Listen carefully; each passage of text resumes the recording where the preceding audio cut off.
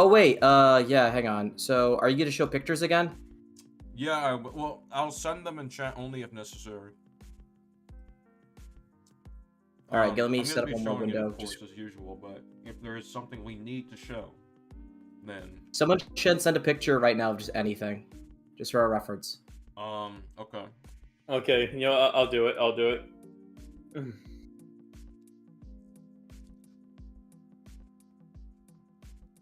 Liam, did you see By the way, that people meme? can see the chat. Did you see that meme that I put with the Sonic meme of the show? Yeah, Spider-Man 3. Yeah, his voice is just—it's perfect. Wow, that's crazy. Who did it? Supersonic I'm Mickey. sending That's a what the picture. file told me. Because it doesn't sound like Blagus' voice, and Blagus sent me the thing. Yeah, you're Yeah, it right. sounded Matt. like- The reason it took so long was due to me recovering from the 1/10 intelligence stupidity. Gay. Hey, look, it's Gay Pride Spider-Man. Just so we're all clear. The video on Friendly Neighborhood, expected tomorrow morning. So like a Saturday morning cartoon. Yay! I love cartoons. Yeah. It's like I've done like at least I'm on episode 4 in terms of like the video editing. And I moved through this stuff pretty quickly, so I expect it to be done tomorrow. This is a fucking catastrophe. This whole season. Genuinely. I don't know how some people are saying this is like great. Like this is peak Spider-Man stuff. I would have asked them like, what great character work is there? Like, there is none. Yeah, there's none. I watched Brown Table's video where he just said, "There's a lot of stuff happening all at once. Yay!" Yeah. The video where he talked about how the gang was let go at the end when bringing up Yeah, the even he problems. acknowledged that, which is really funny. Yeah, it's Yeah, like so- that's kind of a big Listen, I just have small criticisms like Peter Parker being character assassinated, inconsistent power scaling, and dumb plot moments, but you know what? This show is almost as good as spectacular. Yeah. like, Hey, what? Liam. Colin said that in the video? No, that was like Brown Table. Well, Colin admitted Oh. a few things too. Colin literally fucking said that Spider-Man's power levels is inconsistent in the show, but he thinks that's a small problem. Fucking power scaler ass. That's why I thought you were referencing him. Yeah. Well, dude, he thinks it's a small criticism that power levels are inconsistent with the protagonist. Oh, The wait till you stakes watch of the Dragon Ball, story man. is a small criticism. Yeah, That's what he just Liam, said. Liam, we're Yes, cropping kids. out on stream. Like the 5 of us, we're like cropping out. Like you need to, like expand the thing. Let me see. Well, the guy left, so it's not doing that now, but just for reference. So Chronos What says, guy "But left? SK, have you considered I like the person who made it?" Wait, hang on. What's going on? What are you talking about, kids? Earlier, the thing was cropped. Like me When there was and 5 like people, it was cropped. yes, when Captain Captain Baka. Kaba. Oh yeah, I see what's happening. You need to expand it because like it's really cropped up. Yeah. Oh, That's I didn't. Oh, I didn't notice anyone joined here. Yeah. Captain Kaba joined and then left like immediately. Here, I'll do that just in didn't- case. Didn't Colin say it was great and had only 2 issues? If he actually thinks this shit only has 2 issues, what the fuck? He's actually stupid. That's insane. he goes out of his way to find all the flaws with like Spider-Man 3 and Far From Home. But then this is like has 2 issues.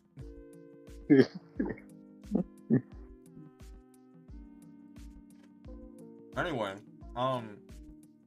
while you're working through that, is it cool if I just start talking, like, kind of refreshing where we left off? We're ready. I'm ready. Okay. So, we were on episode 8, basically a third into it, where things move very slowly. I need to be showing references. Yeah. Like this show. Like everything else in this show. Episode 8's kind of uneventful, to be honest. Yeah, the next thing we really get to is Otto Octavius. I think we talked about how he's kind of treated as a joke. It's not very intimidating. He doesn't do anything outright sinister or outstanding as a villain. I don't know, SK. Him playing that game of cats, that was kind of scary. Yeah, game of cats. Yeah, it's kind of scary of how unfunny it was. Really made him intimidating and made it interesting that they built up to him. But yeah, so if we pull up the document, because there's a whole lot. The doc. There's a whole lot to say about this. Did you read it? Did you read it? Yeah, yeah. People are saying I'm crazy for like saying this show is worse than Far From Home. All I'm gonna say is if you hate Mysterio's plan, let's just talk about Otto here. That's all I'm gonna say. All those streams will be forgotten. So all those Otto- plot holes will be forgotten. So Otto gets caught by the police. And, Oh god. Yeah, so they surround him, and then they see him activate something like on his finger. Like he snaps his fingers, and then he makes something happen. So at that point, I don't know why they don't just shoot him right then. Like straight Yeah, away. what's... Yeah. Really weird. And then they start getting like dragged away. And they try to do this like goofy, funny Dr. Eggman type sequence, where it's just like really goofy for Otto, and I don't know if that fits for him as a character. And I'm not really intimidated by him. I know they're trying to do like the whole, they're kind of trying to reference the hospital scene in Spider-Man 2, but the reason that works very well is because of the horror element of it. I think that's way better if you're setting up Otto Octavius as Doc Ock. But yeah, as we progress along, so Otto's decision making is weird. So he walks within the line of fire, he walks closer to the cops, and he almost gets shot because of this. Like, why would he do that? This guy's an idiot. Yeah, well, I mean, thankfully for him, the cops are even bigger idiots, since all they do, like, for almost the entire duration, they just only try to go for the arms. Nobody thinks, hey, let's shoot him, for, like, the longest time. Exactly. Yeah, I remember that. That was awful. And then Otto pushes a button to, like, shoot lasers at all of them. And I'm just thinking, why didn't you start with that? It just makes him look really stupid. And then... Why didn't they send an Iron Man first is another good one. Oh, yeah, Iron Man gets sent at the end. Why didn't they start with that? When this guy has dangerous weapons that the police can't even beat. That's literally the whole Accords is about limiting casualties, and they literally undid unnecessary casualties when they had Iron Man. Exactly. well, that just seems like a really weird choice. Like, why have Iron Man stop Dr. Octopus before Spider-Man does? Yeah, Spider-Man never interacts with Otto Octavius. He doesn't even know of him, really. Or they don't know of each other. Like, they don't meet. That's what I mean. Like, there's no confrontation with them. So, like, they have this whole build-up to who this guy is, but he's not even important. He's a nobody in the grand scheme of things. Yet they built this whole mystery around him. Yeah, he's basically just nothing but a weapons dealer. That's all he basically is. I mean, and please don't say season 2. It's like, okay, this is our first impression of him, and he sucks. So why would I be excited for him in season 2? Exactly. I'd like to know why you think your friendly neighborhood Spider-Man is worse than Captain America: Brave New World. I never said that because I've never seen Brave New World, so it's kind of impossible for me to have an opinion on it. Let's just say they both suck. As someone who's seen both, I can just confirm they both suck. Yeah, that wouldn't shock me. So, yeah, Otto gets these earplugs, and then he grabs this ball, and then his plan is to walk in front of the cops, which any of them could shoot him, and they should be shooting him right now, but, you know, whatever. He just stands there, he smiles, and then he drops the Menacingly. ball. Yeah. And if I see some and they still don't shoot him? Yeah, if I see some mysterious ball, like, dropped, I'm gonna assume it's some kind of bomb or something. Something that would, like, give me reason and justification to shoot Otto. Drop the weapon. Drop the weapon. Bang, bang, bang, bang, bang, bang, bang, bang. Otto dies. That's what should have happened. And not just that, but, like, what Otto's plan... Otto just doesn't plan for that, which is really dumb. But also, it's like, he has this as a contingency or for if he has to escape. If he really needed a contingency, again, he has speedster technology. Why not just have a copy of that for himself if he needed to escape? Yeah. And also, Why doesn't why? he have a copy of the unicorn laser? Oh, yeah. Like, that's way better than those fucking arms. Yeah, this is embarrassing right here. Embarrassing. Oh yeah, you got a question from Star and League. He says, "Yes, which side would friendly neighborhood Spider-Man Peter be on, Miles or Miguel?" I don't Honestly, I don't know. I don't care like which I said, I side don't you'd be know. on. Well, I'll just say I just don't know anything about him, so I honestly generally do not know. Honestly, that's how little character he has. Honestly, yeah. So he knocks them all out, and then another guy goes up to him, asking him to freeze. I'll get to the reference, and I don't know why he doesn't just shoot him. Like, he's already seen what he's done. He already knows what he's been doing. And then he gets grabbed or he gets shocked because of this. It's like, yeah, what did you expect to happen? You know that he can control these things without, like, directly touching it. So, what's even worse is that Otto just walks outside. He's surrounded by all these cops. And they know that he's taken out so many of their men already. And then Genius Thunderbolt Ross right here just walks right up to him.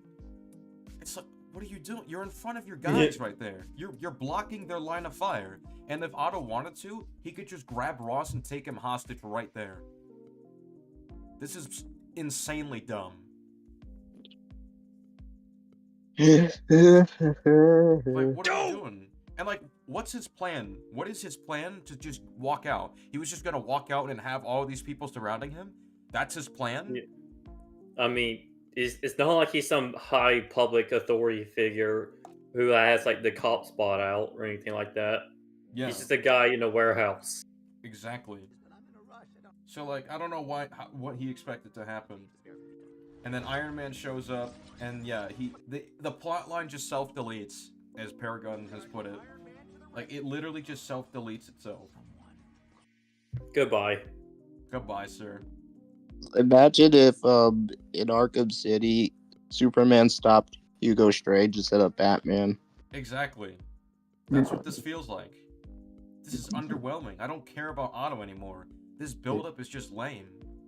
And the crazy thing about this is that I put it in best faith after this episode. Like, okay, this stuff was kind of nonsense, but at least, if they're adapting If This Be My Destiny, I at least had the suspicion, okay, if they're doing that, and they have Otto set up, they have all this buildup surrounding him, I at least thought maybe they'll bring him back, that he has this bigger plan, and maybe it actually is smart in the end. He has this bigger plan, and that is what leads into the If This Be My Destiny, you know, where he actually has a full-on confrontation with Otto Octavius, and he cements himself as one of the greatest foes he's ever faced.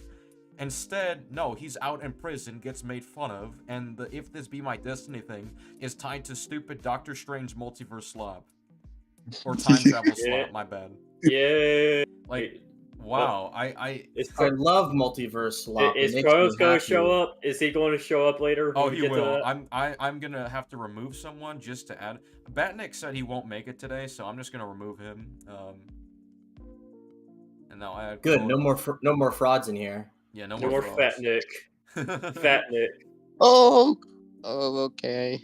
You got excited. You're calling. I think you're calling Kronos, right? Star, what do you mean Iron Man was busy? He's not if you showed up. he showed up. He was busy like 30 seconds earlier. No. Iron Man, can you deal with the Scorpion threat as well? Nah, I'm busy. Yeah, I'm too busy. Nah, this is a little below my pay grade, bro. Oh, Kronos is here! Yay! What's up? I heard the words Doctor Strange. That's fine. Yeah. Doctor Strange is like your password. It's like your activation code. It's the magic words, bro. It's the Winter Soldier yeah, code. I was literally thinking that. Like Doctor Strange. This is the dumbest. He's literally the portals, magic. Okay, to address the chat, we got a guy asking in the league if we've seen Colin's review. I've seen some of it. Trash. And yeah, I wasn't impressed with what I saw. Like, Yeah. Oh. Okay. Real quick. I got something to take care of real quick. It won't take long. But for the time being, Liam and Skids and whoever, you can just move forward.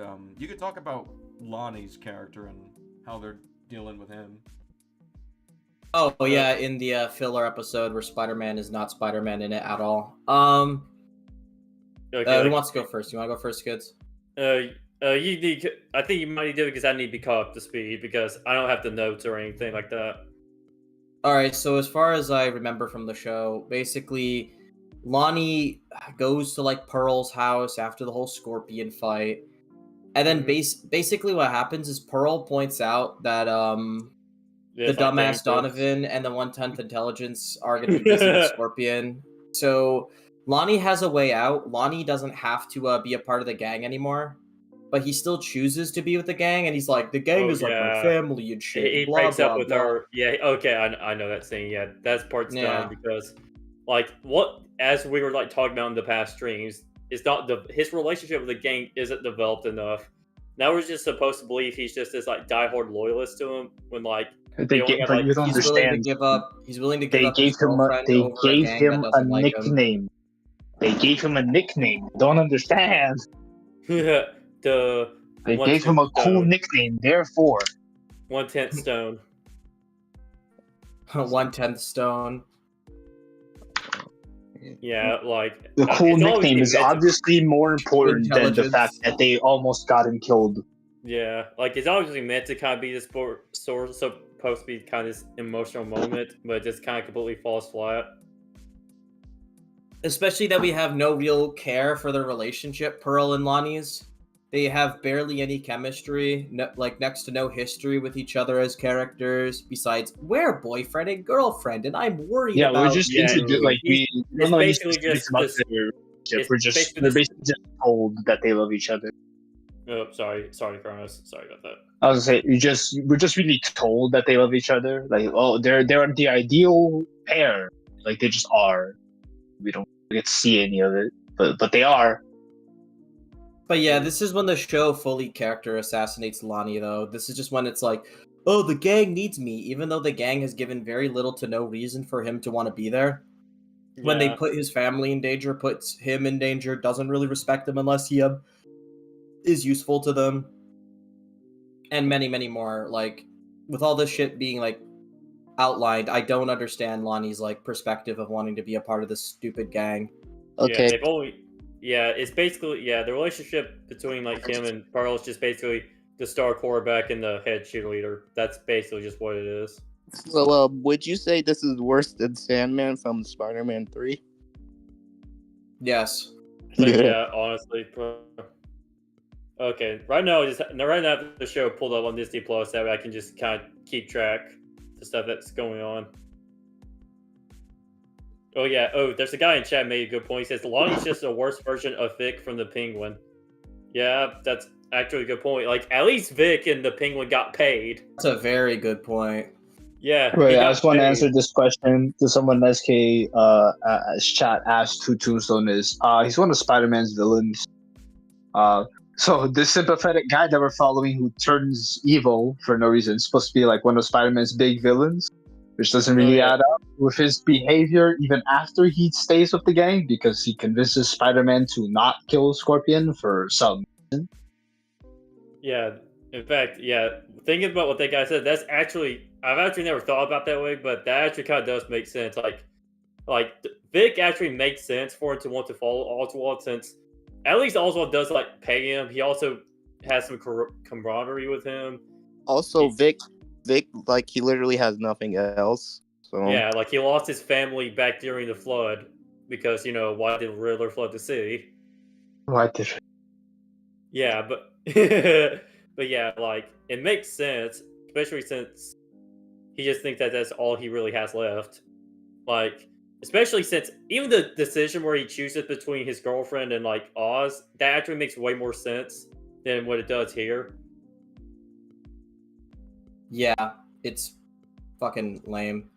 Honestly, what even happens after that? He goes to like, oh yeah, with great power comes great respect scene plays, and it's like, I'm gonna be honest. That is like one of the most fucking toothless, boring, uninteresting version of Norman spelling out his philosophy I've ever heard in any Spider-Man media. Oh yeah, with great power. Like it's so on the nose. Get it, guys? It's an evil version of the Peter lesson. Get it? It's evil Uncle Ben. Whoa! And I'm like, dude, shut up.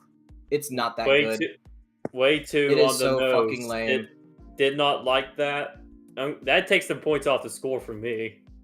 Dude, even No Way Home had a better version of Norman's philosophy when he literally goes, like, he's like, basically like, you're struggling to have everything you want, blah. You know, it's like, he says, like, you're struggling about, like, whatever. But he's like, gods don't have to choose, we take. Which is, like, way more interesting of a philosophy and tells you about Norman's character and god complex and shit in that movie. Despite what you think of that movie, that line is pretty good. Yeah. Strong enough to have it all, too weak to take it. And it's pretty good in isolation.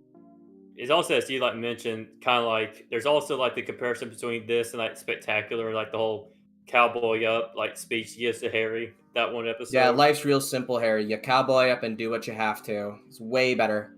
But no, remember, this is as good as Spectacular. Yeah. This is as good as Spectacular. Yeah, I'm looking at just the. Okay, after this, we have the scene where the 1/10 intelligence are in the alleyway and they meet up with Chameleon. And, like, they're basically out in the open. Like, people can still very obviously see them. And, like, I'm looking to see what else. Yeah, talking about Scorpion. It's just like, barely anything really happens in this scene. Does anything really happen in this show? Yeah. Peter gets his classic costume the next episode. Yeah.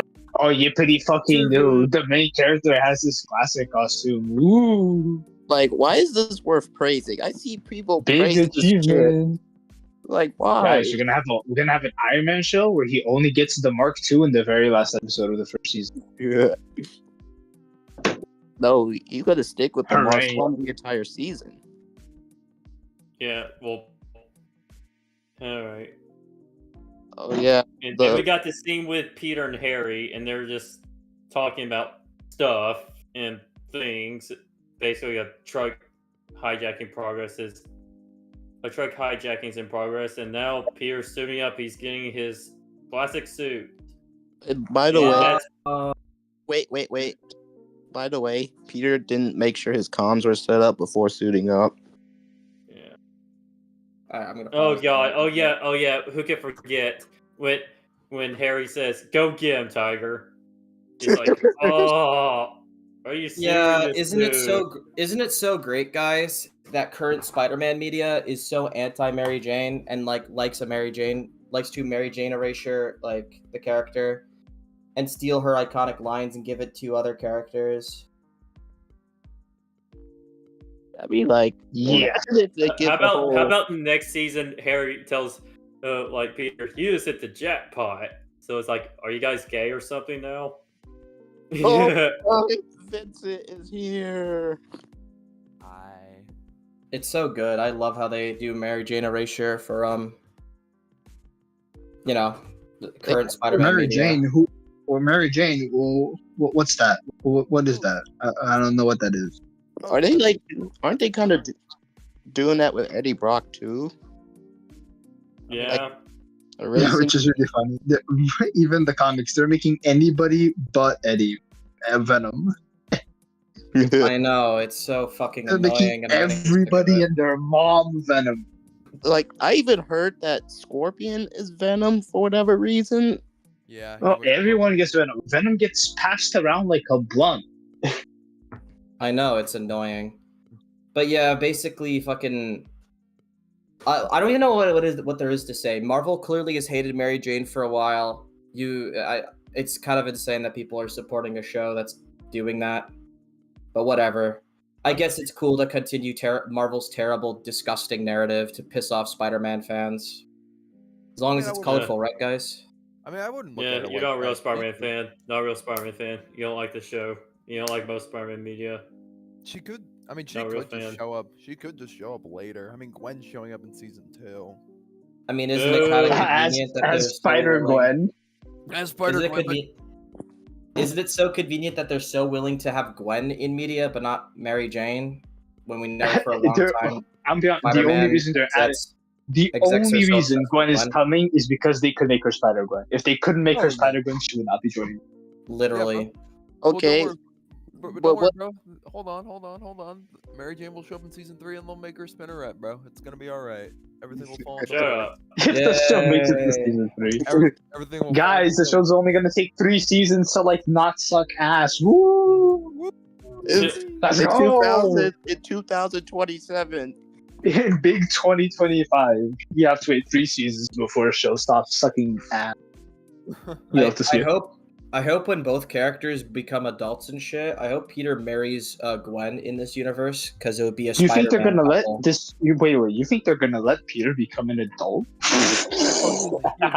this guy. He is not. This Yeah, fucking that's a guy. good That's point, never too. happening. That's They will never end up with him happening. either graduating high school or before that. He Or will. they- Marvel would rather die. Like, are they like gonna age him up? I don't think so. No, they're Well- not. He's gonna be as soon as he gets out. They're gonna end the show with him graduating high school, and then they're gonna like do another Spider-Man show that starts in freshman year again. He's going to be perpetually a He's teenager. not. This Peter Parker is never going to college. We like. Why don't we like fucking? Or what's that one clothing store called? Forever 21. Peter's Forever 16. Yeah, bro's never aging. That's just not Yeah. happening. In Yeah, fact, here's the... to be honest, I would rather see Peter just out of school and just working like. Yeah, it's like a teacher or something. Yeah, Yeah. not happening. I would You guys later- happy with Spider-Man content? It's so cool. No more Mary Jane, especially not a proper adaptation of her. Spider-Gwen is everywhere, and you can't escape her. So good. Spider Gwen. Guys, Oh, there's a comment. right. There's a comment here. It says, "Your friendly neighborhood Spider-Man. It's a Spider-Man show written by Colin." It literally is. This feels like a Colin show.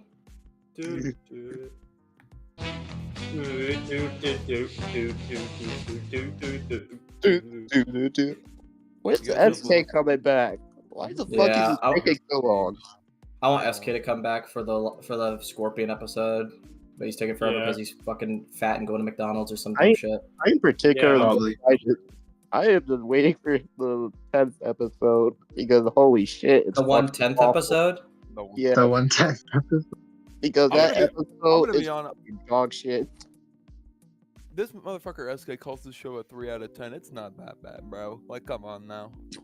Bro, what's good about it? It's good. Name one good thing. What about it?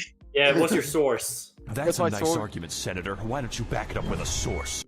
Why don't I What back the up fuck? with- What soundboard? Hey, I had to have a handful of sounds at my disposal.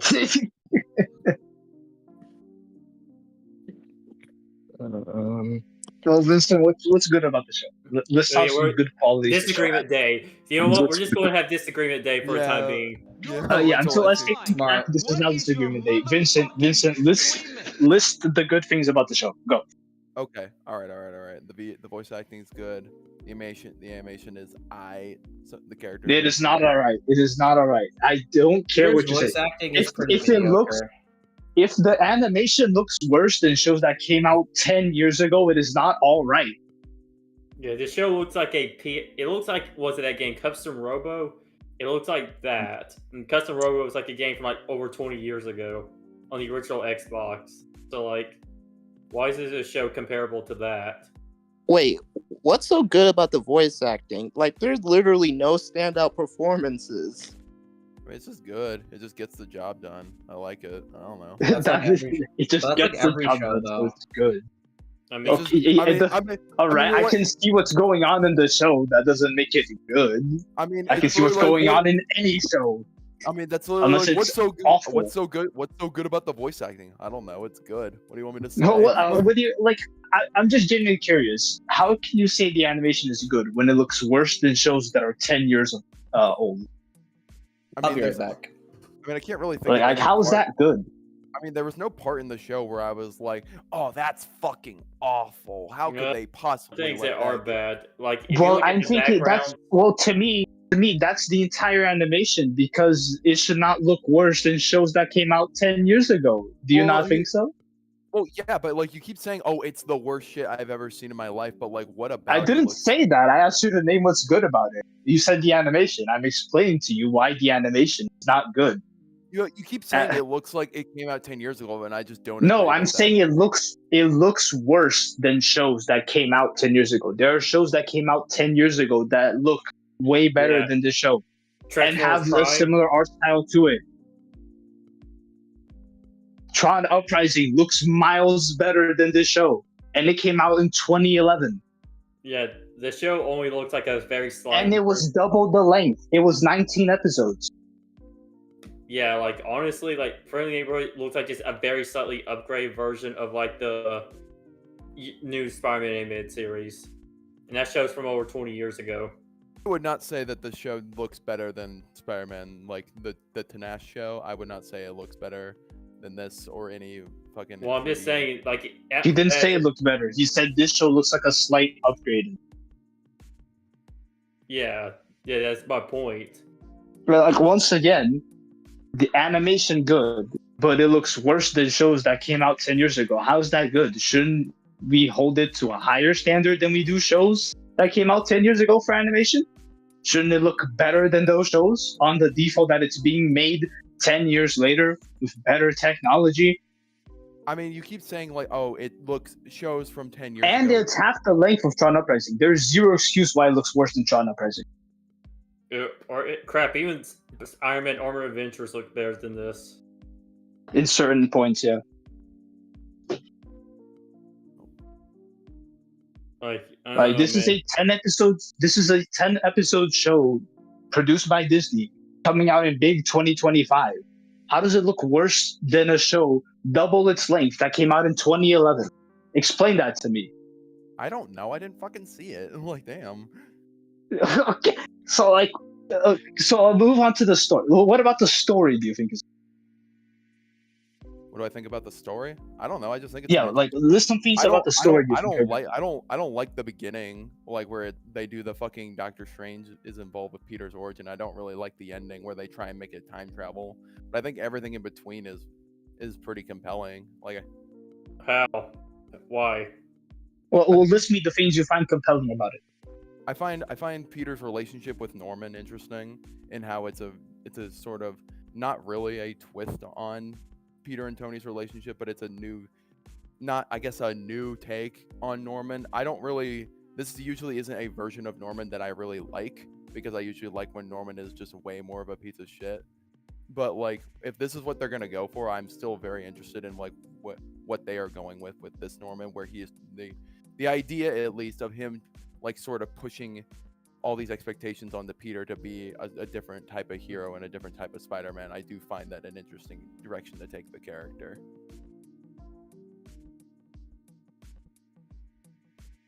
Shit. Oh no, is my fucking internet dying? Okay. So you find the idea of what they're going for with Norman. Any thoughts on the execution of how they've handled this? Yeah, I thought all the execution of what they've been doing with Norman at least very well done. So it was well done when they made him an idiot in the Daredevil episode? How was he even an idiot in the Daredevil episode? He has no security for his office. All Daredevil does is cut open a window when he gets in and gets all the files. It's literally that easy. I think he knocked out one guard, but I think that was about it.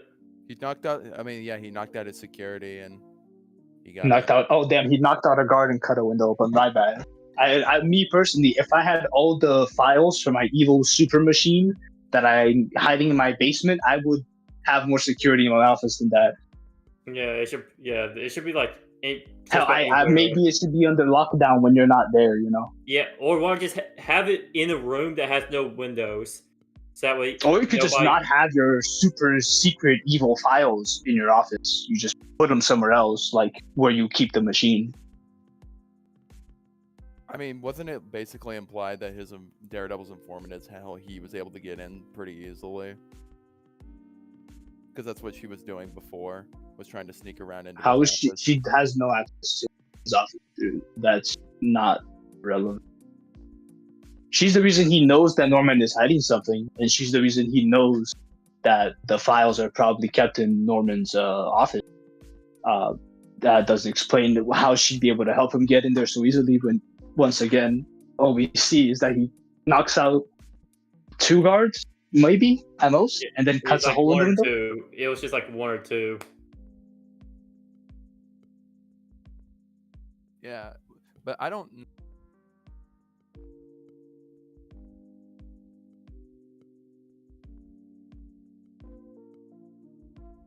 Vincent? He doesn't. So yeah. Fuck. Okay, here. All right. Fine. Oh, there. He's Okay, back. we're good. All right. 3, 2. Okay, we're good. So, when it comes to like that, I just figured Matt was able just to bypass his security, considering that like Peter just is able to come and go as he pleases, that he wasn't really a Peter works for Norman. Of course, he's gonna go as he pleases. Does Matt have the technical know-how to be able to bypass Norman's lockdown? Yeah, I was about to don't should think those so. be encrypted Well, or something? Or should there be like passwords or just like something like a retinal scan or like fingerprints, stuff like that? Well, considering that it's like, oh, the thing is locked down after Matt is already gone, is what he said. That I figured, like, again, since he had information on the inside, that Daredevil was able. Like, I don't think we're supposed to assume that, like, oh, Norman just left literally everything open for the whole world to see. It seems to be implied that Matt did some sort of technical know-how and was able to get the information. Yeah, where is that implied? Because we see a guard knocked out and we see a hole cut open in the window. We don't see anything about a lockdown. Norman doesn't mention asking, damn, how'd he get past my lockdown? They don't talk about a lockdown being lifted. We don't see Peter comment on the lockdown, which would Norman, imply that the office is supposed to be on lockdown. So I don't see where you're drawing this implication that he did have the office on lockdown. Well, Norman, we Daredevil literally do see there's a lockdown mode, like when Peter's like in Norman in private, but for some reason he doesn't have that on when he's not there.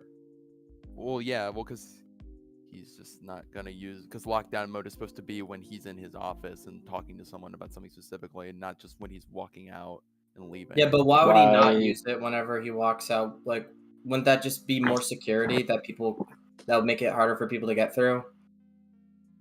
Especially when stuff on his computer could get him into trouble. I mean, I would assume like lockdown mode wouldn't just lock himself out. I mean, yeah, he'll be a moron. I'm pretty sure he. Yeah, obviously he has some sort of way to remove the lockdown, but it's just this also it's really a 2-pronged problem, because it wouldn't be so bad for his office to be so unsecured if he didn't have all his super duper secret evil files just on his computer in his office. Like, if he kept them in some sort of secure location, I wouldn't really care about how unprotected his office is. But if that's where you're keeping your super secret files, you might need a safer place to put them.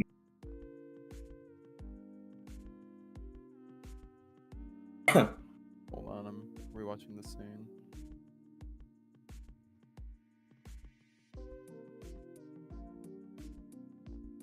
Because I'm pretty sure, like, it said on his computer, like, security breached. So, well, that's for hacking to the computer. Yeah, I don't care about that. I talk about, like, his office is unsecured.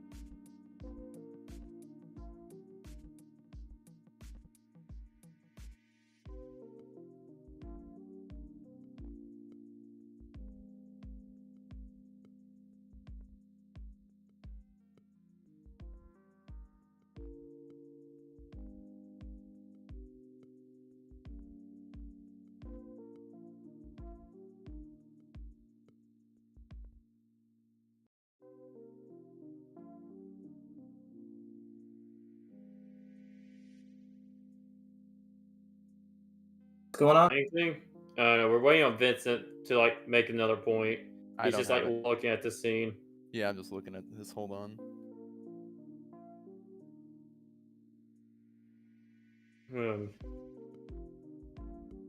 There's like no. Hold on. I got nothing. I don't know. Oh shit! It's custom. Fuck. then I guess then that means that the show's not that Well, part's not let's very well let's written. let's move on. Let's move on. Yeah, Peter's our main character. What are your thoughts on Peter? I thought he was okay for what he was presented as. I don't really think he's that. Like, if you're comparing him to the other versions of, like, Spider-Man, I do think he is very weak just because of they get rid of a lot of his major character stuff, like Uncle Ben and just his overall personality. But I think for, like, what this show is doing and what it's going for, I think he works fine for what the show is doing. Like, What do you think the show is going for with his character? When it comes to his character, I think they're going down the road of, like, he's going to realize that what Norman is doing, and then he becomes more independent as time goes on. And that can work for you. Again, that's always... Well, what comics do you... Oh, that's not talking I mean, shouldn't that always be an innate quality of Peter Parker, though, is that he's independent from the start? He's always supposed to grow out of being so overly independent. Yeah, that's what I'm joining the Avengers and stuff. Well, yeah, I agree with you on that, but, like, considering that the show seems to be implying that this is, like, that it's going to make a point that, like, his mentor is about to, like, betray him in, like, a big way, I think that's the show is going to make that point of, yes, Peter needs to be independent completely by the end, or at least by season 2. So if that's, like, what the show wants to, if the show wants to make the point of, like, yes, you need to not stop relying on this guy giving you all your texts and shit and start doing stuff your own way. If that's what they want to do. That sounds like the argument that people would use against, like, Batman and, like, BVS, which is like, oh, he's learning to be the one that doesn't kill. And it's like, but those are innate qualities that he should already have. Why are we taking positive traits out of characters to make them learn a lesson they should already know instead of making them learn lessons that, like, they need to know? Wouldn't that be, like, you know what's funny? Like, you know, that's a bit. You know what's funny about that? This version of Peter Parker is, like, the beginning of his career. The version of Batman BVS we get that. Oh, I have a different question. Vincent, can you tell me what Peter's motivation is to be a hero? Pretty much nothing. He's just a good guy. Okay. Exactly. Yeah, kind of sucks. Kind of blows. Won't lie. You have to. He's just a nice guy, and that's really lame. Well, that's like another thing about it. Like with I know it's an earlier Spider-Man, but, like, that's a part of, like, earlier Spider-Man's, like, traits. When he's a teenager, teenagers tend to be way more standoffish, way more hot-headed, way more wanting to be independent. They don't want to be told what to do as much because, you know, they're at that age where they think they're an adult and all that stuff. So isn't it kind of just unrelatable and not as engaging to have a teenage character be so submissive? Because that's kind of just antithetical to how most people had to deal with being that age. I mean, I can tell you from at least my experience when I was a teenager, I wasn't like, okay, yes, mom, da da da da da. No, I was like, no, fuck you. I'm fucking not a kid anymore. I'm a goddamn, like, 16-year-old or something. Stop treating me like a goddamn kid. Well, you were a terrible child, comic legend. Fuck you. Fuck you, bro. Well, he's not your father. He doesn't give an F about you. I mean, I'm not your father. I don't give a fuck about you. But, like, I feel like that's kind of different when, like, this guy is coming along and is, like, so accommodating to all your needs and is, like, so willing to meet you halfway on everything. And, like, Norman literally said, hey, man, if you don't want to do this, that's totally fine. I'm just giving you... I mean, Norman didn't even allow him to wear the suit he wanted to wear. I mean, I guess, but he was still, like, eventually he was just like, hey, I would really like if we did this. And he was like, all right, fine. Yeah, but wouldn't Peter want to be himself? Like, that's the thing. He wouldn't want to be told what to do, especially when he's a teenager. Especially since he's already been doing that for a handful of months up to that point. I mean, but then Norman's like, Peter, I'm really sorry. I've been trying to push my beliefs on you, and I'm really sorry about that. So then he gives him the suit. Like, it would be different if, like, Norman was really like, no, I'm not backing down. You're gonna do what I say and do it now. But, like, Norman is so accommodating and, like, willing to play ball with Peter in this show that, like, it's not really that surprising that, like, Peter is so willing to play ball and meet him halfway as well. Well, even then, like, my point is that he was submissive in the first place. My point is just very simply, like, the comic book Peter isn't like that. He would never ever deal with that shit. And I think it's just less. I think it's like the problem is it's also just less relatable. Well, I don't think most teenagers are that note, submissive in the first I have place. to ask, Vincent, how many teenagers? Especially one that's been bullied that much, or like has been like the school nerd that much. I think they'd be more like resentful against people that tell Vincent, them what to do. I have a question. How many teenagers do you know that if they got superpowers would be completely selfless using their powers and only help people and not use it for their own selfish gain? I don't know. Like, can you think of any adults that would be like that?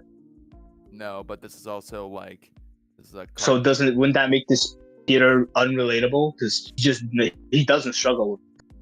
I mean, I don't know, man. Some people are just like, maybe this Peter is just like, he's just a nice guy. I don't know.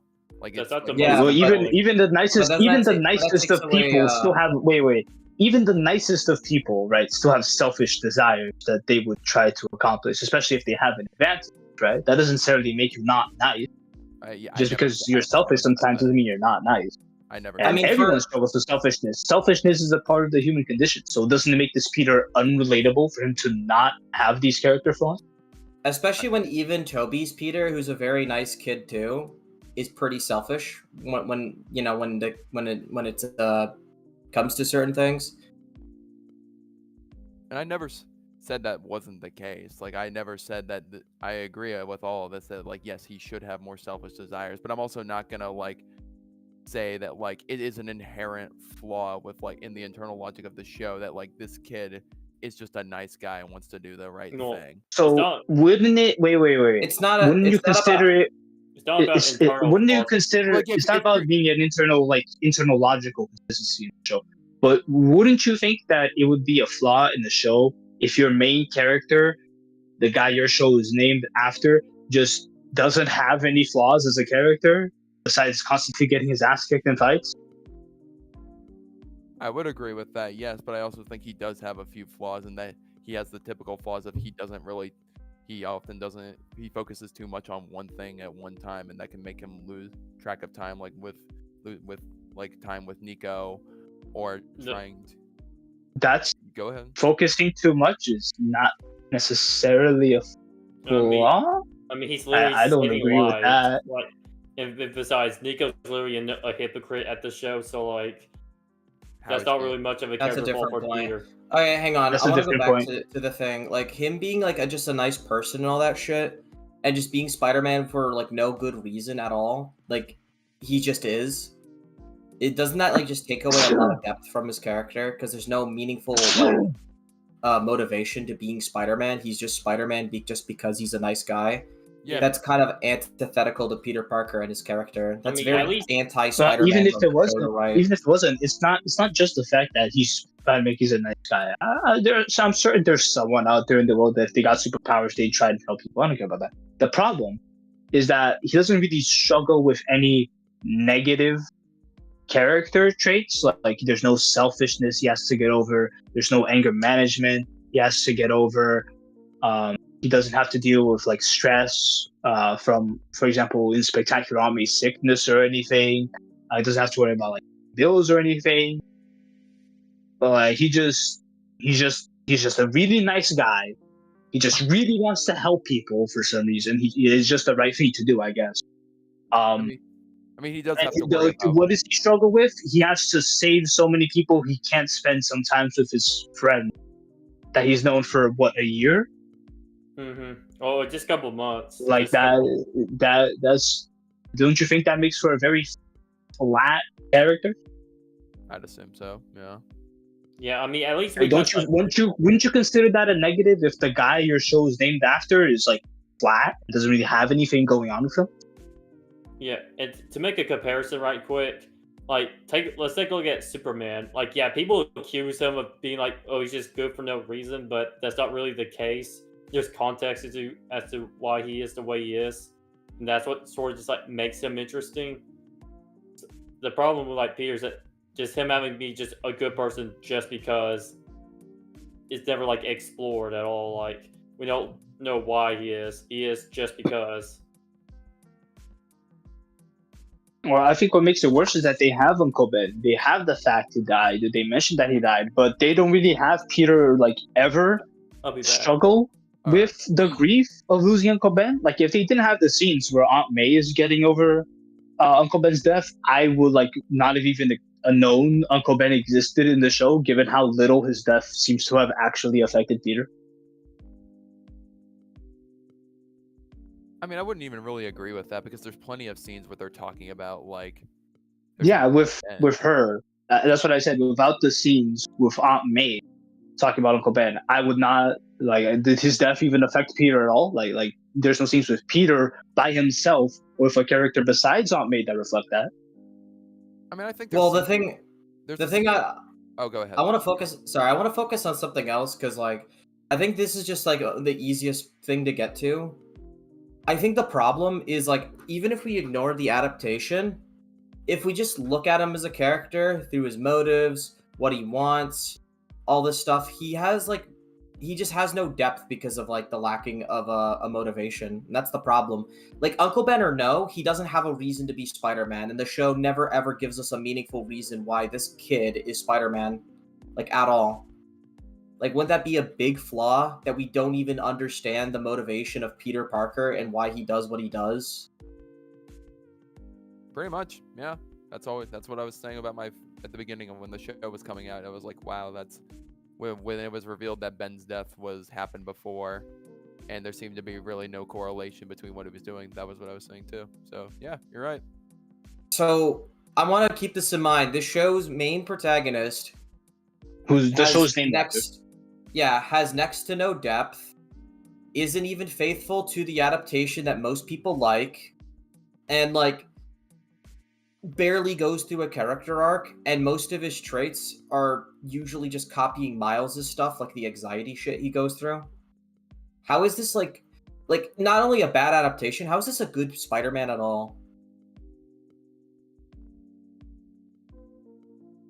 Like, it's genuinely he suffers from similarly or just the same problems as like the MCU version that everyone fucking hates. Okay, so when you say wait one second, because there's people arguing in SK's chat real quick about Captain America. Captain America is challenged by this story. Q Earth's Mightiest Heroes, where Captain America has to deal with aliens interrogating and impersonating him. Then he has to deal with the fact that the whole world thinks he's a traitor, and nobody really trusts him after he's released. And he has to deal with the fact, and Captain America is like, Captain America's challenges are because he's been ripped from his time, he's lost. Everyone he's known is either dead or in a hospital dying, and his best friend became the Winter Soldier. And in stories with the Soldier, he typically ends up clouding his judgment because he gets more emotional about Bucky because he's the only person that Captain America has left from his time. So I don't think it's comparable to Peter in Friendly Neighborhood Spider-Man at all. I mean, I think they're more talking about just his role in like the first Avengers, or in Captain America: The First Avenger. That movie. I haven't watched that movie in ages. I can't speak on it. Okay, gotcha. That's fine. Well, if you're gonna make a character, and I'm assuming the point is like, well, Captain America is just innately good, and he doesn't really have a reason to be a good guy or whatever. But like, even with him, like, yeah, we don't really know why, but at least with him, he's usually in the best Captain America stories, like his morals, his belief systems is like challenged.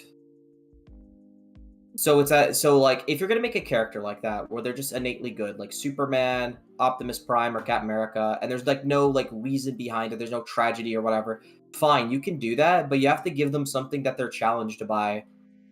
Like the thing is with a Cap, the reason why he's interesting is usually because like he is challenged when he comes to the present day in stories, and the moral complexities of the world is way more gray than he realizes. Yeah, that's so he has to like confront that shit. Or like with like Superman, like, you know, like basically like having to like basically be this god amongst men, and like how does he handle that kind of like struggle is there. The problem is with Peter, there's no real like understanding of like why Peter deals with the struggle versus these other characters, besides he's just good. When with the others, it's like they usually like were just simply raised this way. It's kind of harder to explain, but I think there's just simply the differences. Superman, Captain America, and all that, they have depth because of like shit around them. This Spider-Man doesn't, because his morals are never properly challenged. Yeah, like his only real arc in the show is that he just has to learn to just stop sucking while fighting bad guys. Yeah, not only are his morals not challenged in the show, they're reaffirmed by someone that's going to become one of his main villains. I will say there's a reason Spider-Man is arguably the most beloved superhero, or Batman. It is because they have a reason why too. Like, people like Superman and people like Captain America, sure, but if you go, who's your favorite superhero? There's a reason it's Spider-Man and Batman. It's because they have a meaningful, interesting reason they're a superhero. Batman saw his parents die, right? And like Spider-Man, like, is the reason his Uncle Ben died. Yeah. So they like made like a vow. They made like a promise that's so meaningful and interesting and way more. It connects to way more people. Like that's like the thing. It's like, obviously, like, I don't think we should get rid of that. Well, like Captain America, it's like, okay, well, Captain America usually isn't as good as Spider-Man. I'm sorry. People like Spider-Man more than Cap. Like 90% of the population will go, yeah, I like Spider-Man more than Captain America as a superhero. Wanna know why? Because his Uncle Ben died, and that's an interesting reason why he's Spider-Man. He's way more relatable. The show could challenge Peter later on. I mean, I guess I would. Well, the show could do anything later on. What are we looking at? Later on. Motherfucker, I could die later on. I could die tomorrow. But motherfucking later on. Not here later on one more time. I'm gonna fucking later on my brains out. Yeah, it's like simply just saying, "Oh, just wait for another season or show, whatever." It's not defense. We just have to look at what we have here and now. And besides, what if the show gets canceled? Like, what if, let's say, by this limited when did standards get so fucking low? Where, like, a show can just, but later on they might do something. Motherfucker, there might not be a later on. What do you mean later on?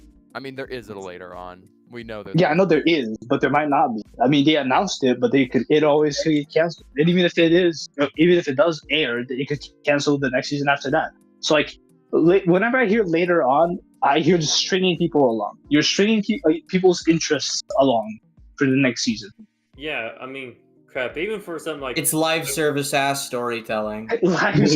Storytelling. Yeah, at least for something like Across the Spider-Verse, when there's obvious cliffhangers and like stuff like that. At least there's plenty of stuff about it that still like holds up on its own. Like, there's still stuff that we could talk about, definitively say about it, just by itself. Like, even if you only take, like, Tron Uprising got canceled, it only has one season, but there's plenty of character work for Beck. Tron has character work. His supporting cast has character work. Even his main, one of his main three villains, Beck's main three villains in the show, one of them has character work. Like, there's a bunch of stuff that happens in the first season of Tron with the characters. And even though it got canceled, you can't just go, well, next season they're going to develop this character. No. All your main characters are given proper development. Yeah, same thing applies to Spectacular. There's a lot of character stuff in those 2 seasons. Like, well, yeah, it sucks it got canceled, but at least there's plenty of stuff to enjoy about from what we have. Yeah, it's like all the best shows, they have a bunch of character work that happens in the first season. Avatar: The Last Airbender, it's got a bunch of character work in the first season for Aang, Sokka, and Katara. It's not as good as the whole series put together, obviously, but there's stuff there. Yeah, there's still stuff there, but like, even with like, that is fair, but also there is an argument to be made that a lot of the biggest character stuff for them came way later on. Yeah, that's not. Yeah. The point is that we get that, but the point is that there was something there.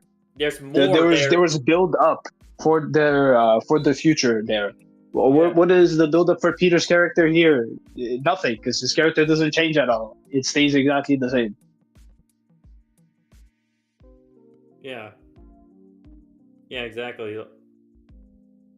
Like, there's just the closest his character gets to changing is when he's about to kill Scorpion, and then Tombstone of all people has to tell him not to do it. Well, yeah, and I was like, that scene sucks, because I just don't believe this Peter would ever even genuinely be tempted by shit like that. Like, Norman is just exactly. Norman's just like, hey man, so you gotta take this shit more seriously, and like, not really, because you're throwing your punches and they're not, so just be ready for that. And Peter's like, okay, time to kill fucking Scorpion. Time to murder people, yeah. Time to kill this fucker right here and now. And it's just like, okay, hold on. I feel like we skipped a lot. Like, I just could not believe for a second that this Peter would genuinely like actually was going to kill him, and like he was going to, and I was like, no, that's.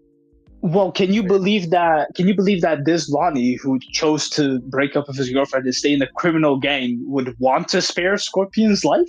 Yeah, and earlier they were basically killing cops, like, for the heist. So, like, that makes it even more unbelievable. He's not okay with killing a monster like Scorpion, but he still hangs out with violent criminals. Who killed cops? Yeah, as well as other gang members. So, like, that's... Like, the not one only is it instant- unbelievable this Peter would like be tempted to kill, it's unbelievable fucking Lonnie would be the one stopping him. Well, do they Could have been any of could have been Aunt May, could have been Harry. Fuck, it could have been Norman saying you're taking it too far. Anyone besides Lonnie, and it probably would have been okay. Holy God, what is SK showing up? Holy tits.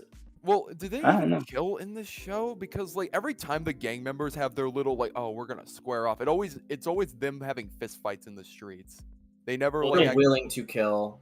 Yeah, is like, the point no we get to cops, know. like, They're they willing to rammed do into it. the cops' cars. That could very easily kill them. Well, yeah, Like, but I feel yeah, like that came off more like we're just trying to get them off the road and like just because like all their cars are just like they're just running them off the road. Like it always. Yeah, felt but like- that is still like running endanger- people off that's the still road en- can kill them. Jessica, yeah, it's it's still endangering them is the point. It's Wait, Yeah. wait, like wait, even wait, if he wait. They didn't smile when they did it. shush. Even if like it doesn't kill them, the fact is they're willing to still risk their lives. Like that's still like enough. Yeah, that's all I want to say. I mean, I feel SK, like... Oh, go ahead. SK said If- they smiled when they ran those cops. Yeah, The but one that what Yeah, else? Oh, yeah, they're like also they gave no fucks about potentially killing the cops. To think Lonnie would be willingly hang out with them, choose them over his girlfriend. By the way, they're supposed to be so in love. Chooses these guys that he's known for a few months at most. Yes, he stopped Spider-Man from killing someone. Also, I would just like to mention now that Lonnie has super strength, like now he should definitely go after the 110th now because Well, he won't stand a chance. how? Well, it's just like how is this Lonnie supposed to end up being a villain when he's anti-killing? I mean, you can still be a villain and still not be willing to. Yeah, Well, problem what is would Lonnie's be- too how- good. He's too Yeah, much of a he's good too person. good. Like he if he's anti-killing, then he can't take any action that would risk killing someone as a villain, which is really hard to do when he's supposed to be fighting Spider-Man. You just know. I mean, Lonnie himself knows Spider-Man isn't willing to kill, so that could just be that. Like, okay, we don't have to fucking go crazy on this guy because we know he's not fighting for real. Yeah, Scorpion. Well, I'm talking was about trying the to kill actions. him. The actions he Scorpion's takes literally- as a villain. Wait. The actions he takes as a villain that would cause Spider-Man to go after him are going to be a lot harder to write when you give him an aversion to killing people and thus risking people's lives. I mean, Yeah. I think you could still write it around the fact that it's like, hey guys, we're not trying to kill anybody. Let's try and keep this clean as possible. Or just, Well, no, there wouldn't be a let's try with Lonnie. He doesn't want people to die. Having him take actions that would risk people dying, even if he explicitly tells them to try and avoid it as much as possible, it's still going to contradict the fact he doesn't want anybody to die. I mean, like what? Because he if he has to tell them, let's try not to kill anyone, that means he acknowledges there is a risk that they might actually kill somebody. Yeah, well, you can be adverse to killing, but like and still acknowledge like, hey, this may happen. Like that's the kind of thing of like, you may not like it, but if you're still gonna like throw your weight around with like these dudes, and like you're just like, yeah. Yeah, but if he's willing to kill, to throw his weight around like that, why would he stop Spider-Man from killing who might be one of his biggest rivals? I mean, I think that's the difference in that like the guy was literally like was already pinned down and like webbed up and couldn't do anything. It was just like, and he knows that Spider-Man's like, hey man, don't do that. He knows Spider-Man and like is like, hey man, you don't really rock this way, so don't do that.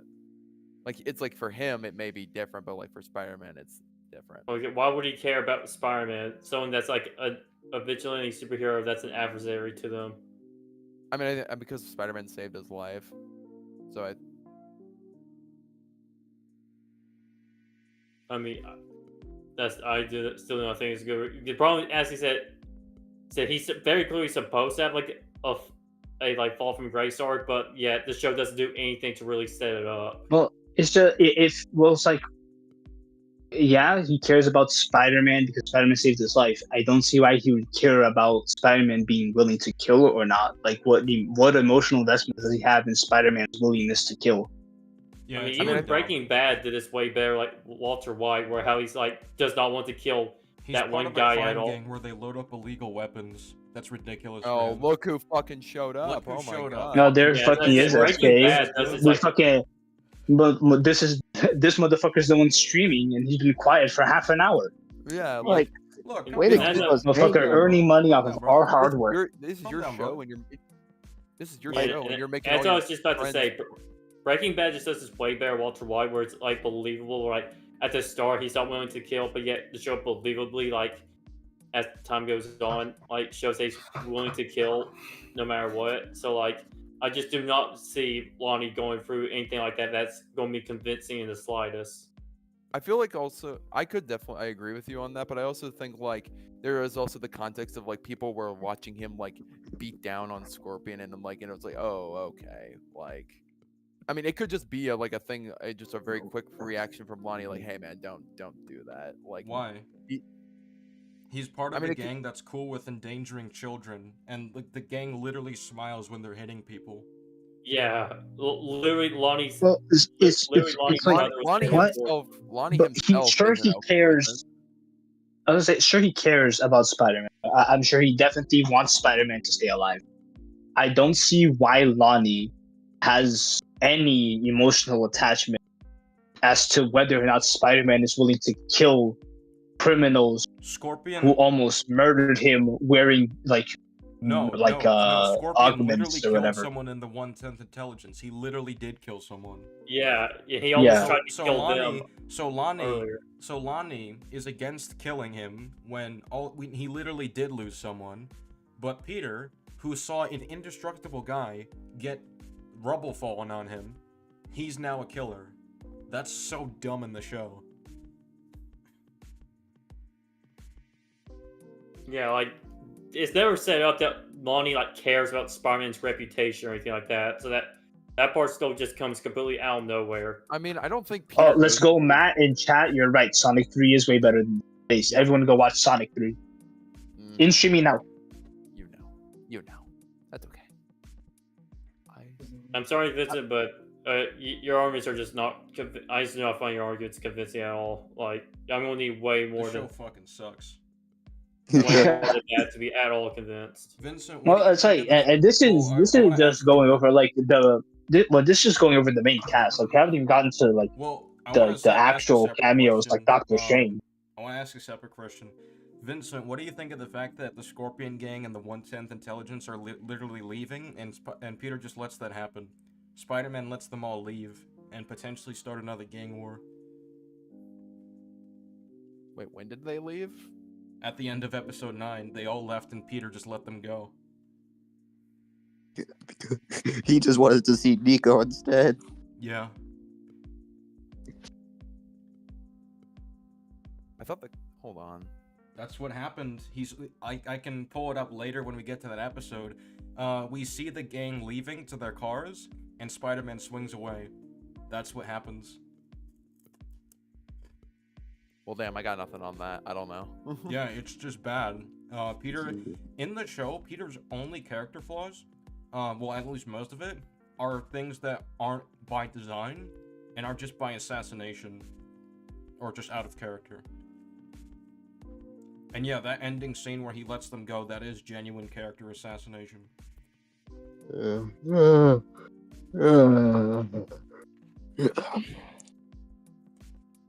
We are looking at chat as much as possible. But yeah, if we want to get back... I've been responding to chat. Yeah, Kronos is... What do you mean?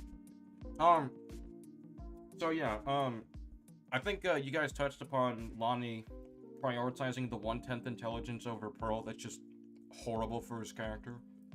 Yeah, we went through the entirety like episode 8. We were just waiting for you to like start 9. Guys, I noticed this in my script. That was like one of the last things I included because I noticed it last second. But at the end of the episode, because Skids, you talked about the 1/10 just being in this open area. Yeah. So at the end of the conversation, Lonnie goes, "Yeah, 1/10, 1/10, 1/10." They scream their gang name out loud when they're wanted by the police. These guys are morons. I can't believe that.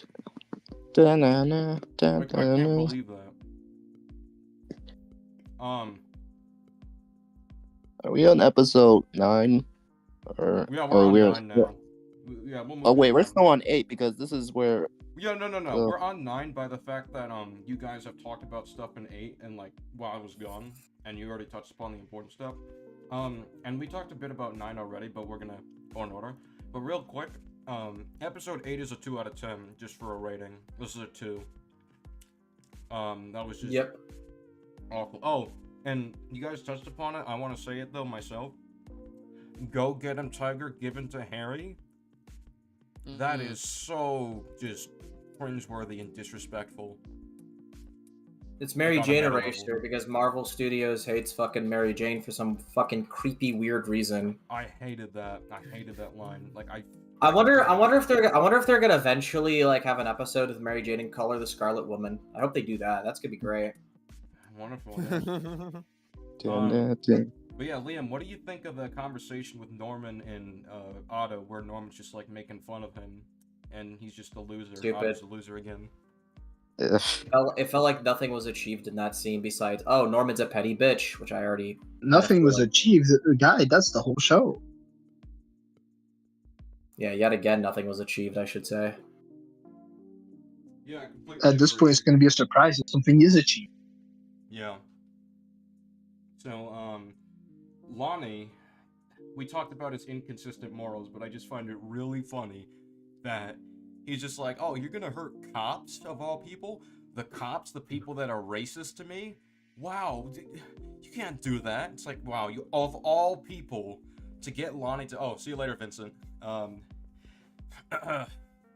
Goodbye.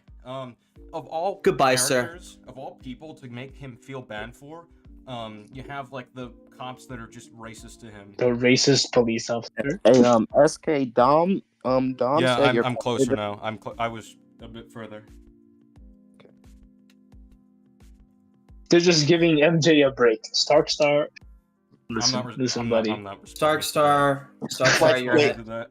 Starkstar, you keep proving why you're an NPC every day when you say shit like that. That is corporate as fuck. Let's not respond to that. Let's ask Starkstar. She's a fictional character. Let's not ask anything. I want to move on from that point.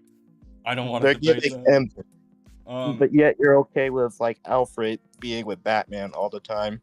So yeah, literally, Lonnie just all of a sudden cares about innocent people getting hurt. And like when literally this gang endangered Pearl. You know what? Endangered his brother. Hang on, I'm gonna do something real quick. Do what? I'm gonna be straight up. Where is it? What are you looking for? All right, Starkstar. Ever since that was so cringe what you said about MJ, you're getting timed out 1 hour in my server. All right, now. No. So that pissed me off. Yeah, MJ's just taking a break, even though they broke her up, called her a whore in the comics, and then fucking gives the saying to fucking Harry. Nope, you're 1 hour timeout. You're not on my server. Bro, what you mean, comic legend? Yeah, they're giving the fictional character.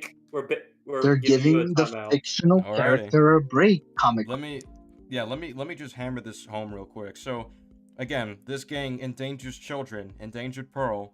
They're willing to use their own people as pawns to get jumped.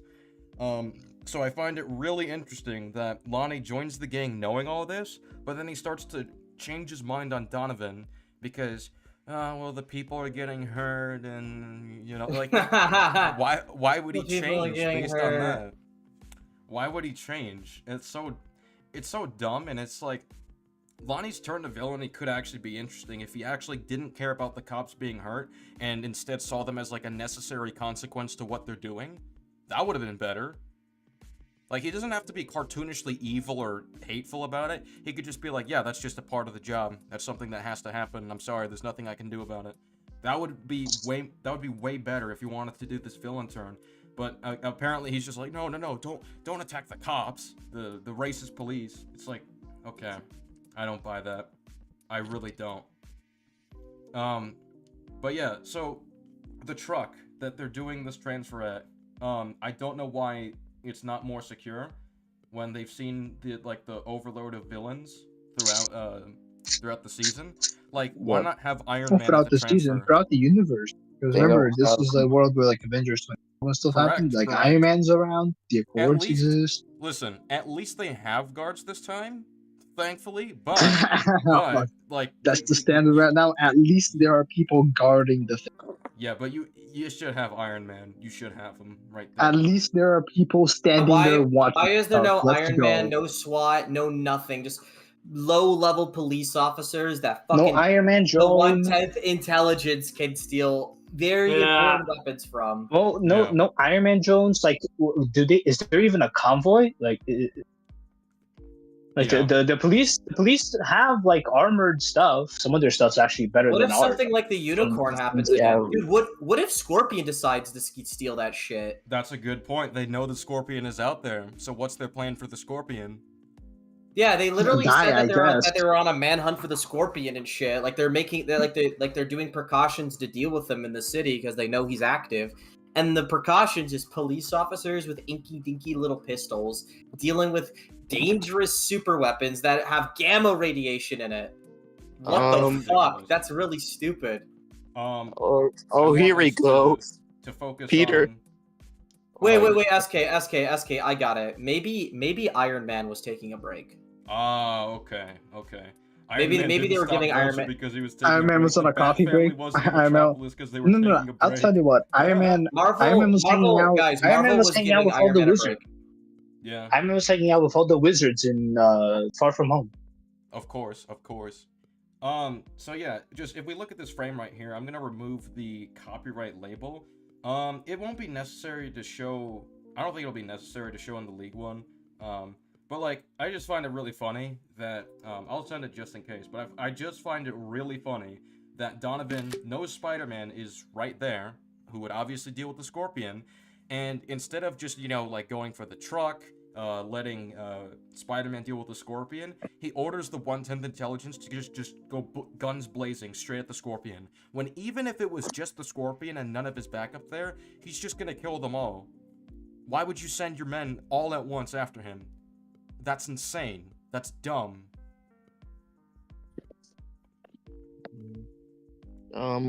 Genuinely ridiculous.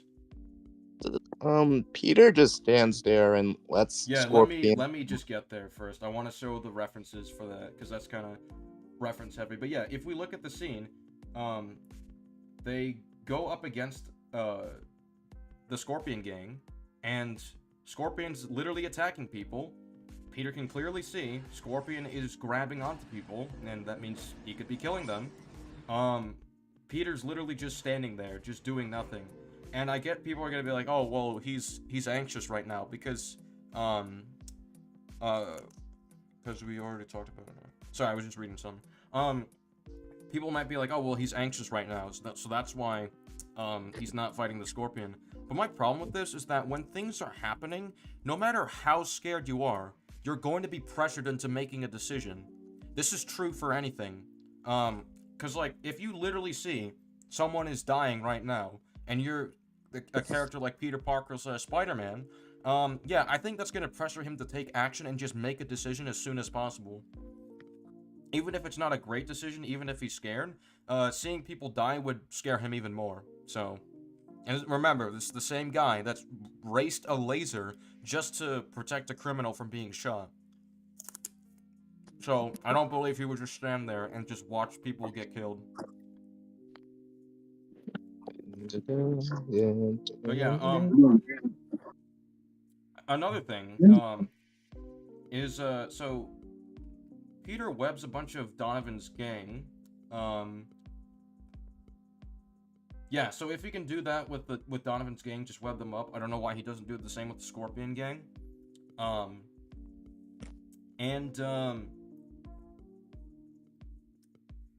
Yeah, let's get to when. Yeah, Donovan ditches them, and Lonnie's like, "Yo, what the hell? Are you serious?" And that's what gets him to turn against Donovan. I don't know how you didn't realize this was a part of his character when he literally used him as a pawn earlier and put his family in danger because of his own antics, which he acknowledged. So it's like, oh, now you're against Donovan? Now you don't like him? Yes. Now he doesn't like. What took you so long, idiot? Yeah.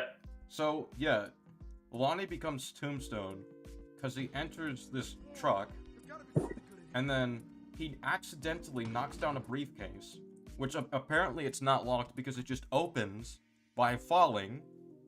For some reason, it's just not locked. And then this chemical just spills out from the damage. I guess they don't have any reinforcements for it, so that a tiny fault like that can result in it literally spilling out into the entire truck. Like, what am I watching right now? Also, if I was Lonnie and see this chemical that I've never seen before, I would probably just leave immediately. Yeah. No, obviously you want to touch it, but you don't want to get.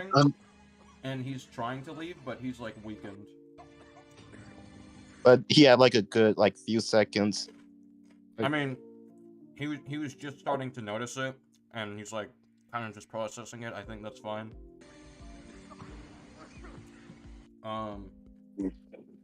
But yeah, so he's Hoffman out. Spider-Man's fighting the Scorpion. He sees Lonnie is like falling out of the truck. He gets distracted from this. And I suppose it's fine that he ignores Scorpion for a bit here, but it becomes inexcusable the next time, and you'll see what I'm talking about when we get there. But yeah, Spider-Man sees Scorpion get back up. He gets in a fight with him. Tombstone helps him out, and yeah, so they're both working together. At least it's just nice to see that Tombstone is doing, or Lonnie's doing at least something he should be doing. Like, yeah, I think of all of his character decisions, it makes the most sense that he helps Spider-Man out here when he has powers. It's like, yeah, I can get behind that. Even though it's really tasteless that Spider-Man gets his ass brutally kicked from Scorpion, and he needs help to beat him. He can't just redeem himself from being such a fucking loser in that last fight. But whatever. It's overwhelming, for sure. I mean, yeah. Is that well, one of the things I'm sick of is like, why can't we go back to the older days of superhero media where after the villain beats the hero redeems himself and kicks that villain's ass, because they're the fucking hero, and it feels good to have the good guys overcome the odds? Yeah. Why do we always have to fucking have someone else fix his problems for him? One of the coolest thank God Lonnie was there, or else Peter would have died because he sucks and is useless. Yeah, I remember got an argument last night with somebody saying, "Oh, well, his arc's supposed to be he's supposed to be more sure of himself, and that he's supposed to learn how to fight better and all that." That's not much of an arc that he needs to fight better. That's more so learning. What a beautiful arc. That's learn to not be fucking arc. trash. I don't think learn to be not character arc. That's learning a skill. This can also work in reverse. Once again, I mentioned it because it's way better than the show. In Tron Uprising, Beck gets away from Tesla in their first fight by cutting off his prosthetic arms. Tesla gets them upgraded, and he starts whooping Beck's ass. Dude, it's so awesome. Without Abel's help, Beck would have died because the villain actually upgraded and learned from his mistakes. Yeah, it's so awesome when we see Miles in Into the Spider-Verse getting his ass beat, but then he just rises back up and kicks Kingpin's ass. It's also cool when we see something like that in Across, where he also uses the Venom Blast to overpower Miguel. That shit is cool. But in this version, Peter is just so incapable. He's just so incompetent. He's such an idiot. It's unbelievable. Yeah, I know, I don't understand when people try to say, "Oh, it's his arc to become more competent," or that the show like has more tension, whether or not he'll lose a fight or anything. Like he never wins. The only fight he ever wins by himself is Butane, and that's only just because It's against Butane's a moron. no-name villains that we don't care about. Yeah, and like, yeah, like I'm like, what happened to the shit like in Spider-Man PS4, where it took 6 of his villains, or at least 5 of them, to beat him in a fight, and then once he gets like 2v1s, he wins with multiple broken bones and shit, and then he gets like, and at the skin of his teeth, he defeats Dr. Octopus in a fair fight with no help. Like, what was so wrong with shit like that? That shit's satisfying. Yeah, and all It he has feels, to do is it feels good when that happens. It goes, oh yeah, you finally got him. Yeah, Spider-Man finally did it. Because you know you want your hero to win because you like the hero. This is why people say shit about current nerfing of Spider-Man content, and they hate Spider-Man because like how can you like a character you want to lose every fight in and never get his comeback? It sounds like you fucking hate him. Jesus Christ. Yeah, like that's just not really satisfying from like any type of like narrative level or anything. It's just like, okay, you're supposed to be like, obviously we don't want the opposite. We don't want a hero that's like invincible, just can't lose anything. The problem is this is the exact opposite. They took the wrong lessons from the Mary Sue shit in Star Wars. The problem isn't that fucking Rey wins all the time. The problem is that she never loses. There should be a balance. Like, yes, there should be a balance. You should have your character. You should have your character be genuinely like generally competent, and like you should make it a big deal when they lose. But you should also make it so that they eventually overcome the odds. Yeah. And not by cheating like a bitch. They shouldn't be a pussy and go, yay, I got Tombstone to fucking gang stomp you because I'm a fucking weak loser. No, he should go up there and beat his ass. Why can't we have that? I heard someone try like the same guy I was referring to say, well, that was just a team up, so I don't like try to remember when heroes could win without needing to team up? Remember how I really love the scene in Spider-Man 2 where Peter he gets his powers back and he kicks ass against Doc Ock. The only reason he loses technically is because Otto had to cheat his way out, and I think it's actually really good how they did it because it showed how he's grown as far as self-sacrifice in that scene. He was basically willing to die for that entire train of passage of trains or whatever. Yeah. Yeah, imagine if in Daredevil season 1, Matt never got to beat Kingpin, after Kingpin killed Ben. Yeah, that's a good point. He needed Punisher's help. Punisher had to step in halfway through the fight and help him beat Kingpin. Not to kill Kingpin. And then Punisher convinces him not to kill. Or how about when Matt beats both like Bullseye and Kingpin in season 3? Like. Yeah, I mean, one of the things I love about Daredevil is how characters actually stick by principles. I think it's really strong in that show. I've been rewatching it lately. One of my favorite points of this is when Daredevil's talking to Punisher, and Punisher says, all right, you got a gun, I got a gun. Either you kill me to prevent me from stopping this guy, or I'm gonna kill him, and you do nothing. Either way, you're a killer. Yeah. And then Daredevil's like, "What kind of choice is that?" He's like, "The kind of choice I make every time." It's like that is some good shit right there. I gotta say, Malik brought up a good point. This was all I'm partly certain that this is because of fucking CW Flash, bro. It's the CW Flash syndrome. Like CW Flash is when I really remember it starting, where like Flash got his ass kicked all the time. He needed help He needed help for every single fight. But here's and the it thing. wasn't that bad. It wasn't that bad when it was help from it wasn't that bad when it was help from Reverse Flash. At that point, that wasn't that bad. But afterwards, holy shit, that was awful.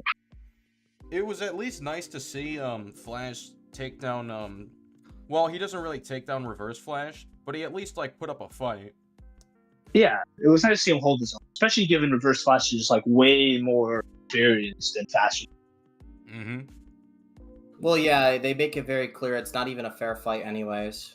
It's like trying to beat the Amazing Lucas.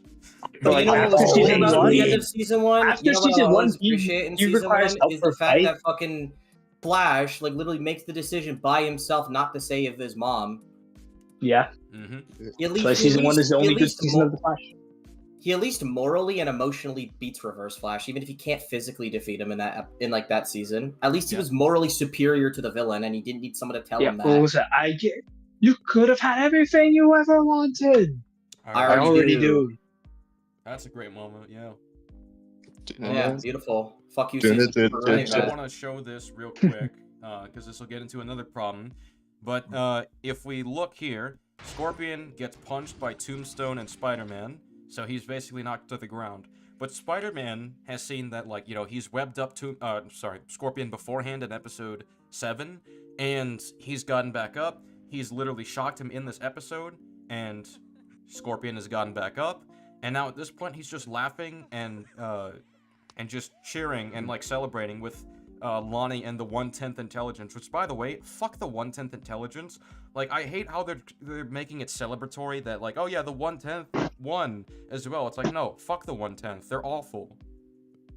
They're bad people. Yeah, they're all bad people. And Spider-Man should absolutely be webbing them up and shit right now.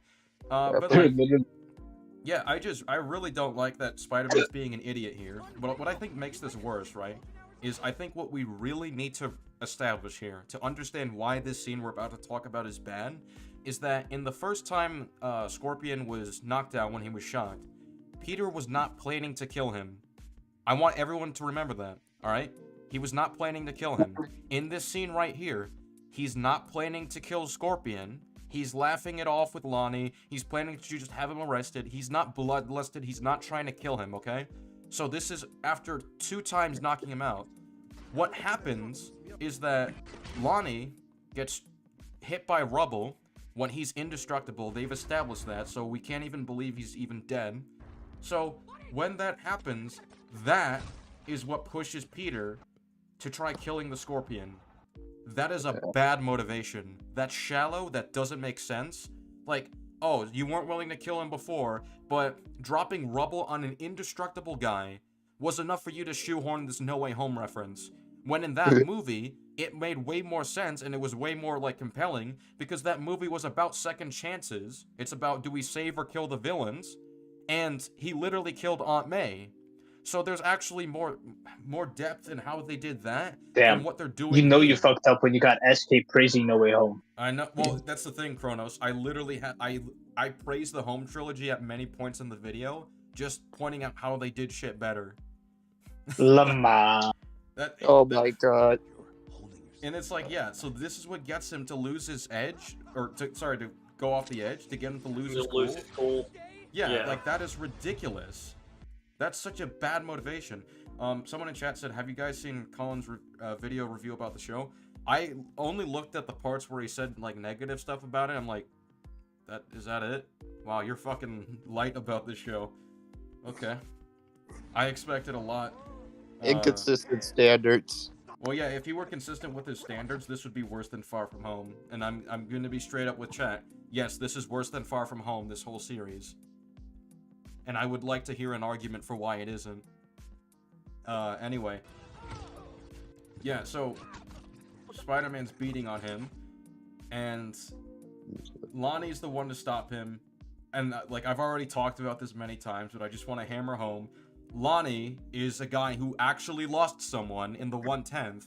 Peter saw an indestructible guy get trapped by rubble, but Lonnie's the one that has to get him to stop. Ridiculous.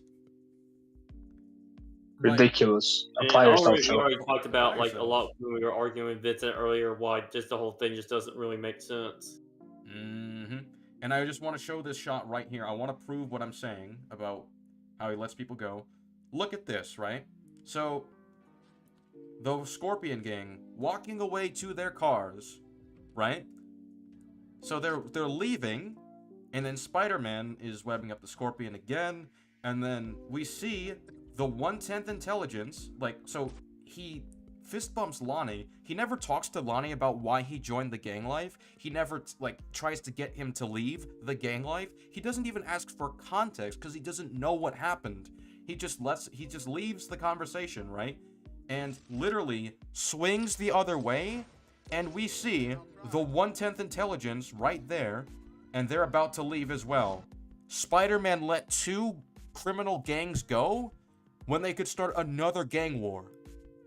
Are you serious?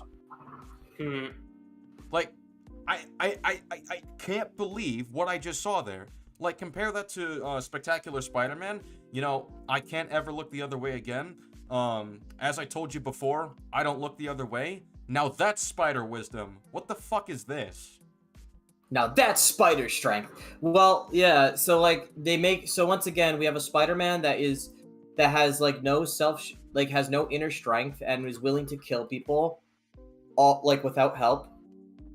And he's so like morally dubious, he's just okay with fucking having a gang go free for literally no reason besides the story.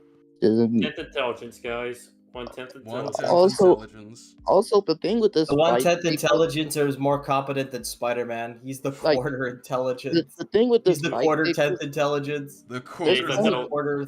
There's also a few moments where Peter's spider sense just doesn't fucking work.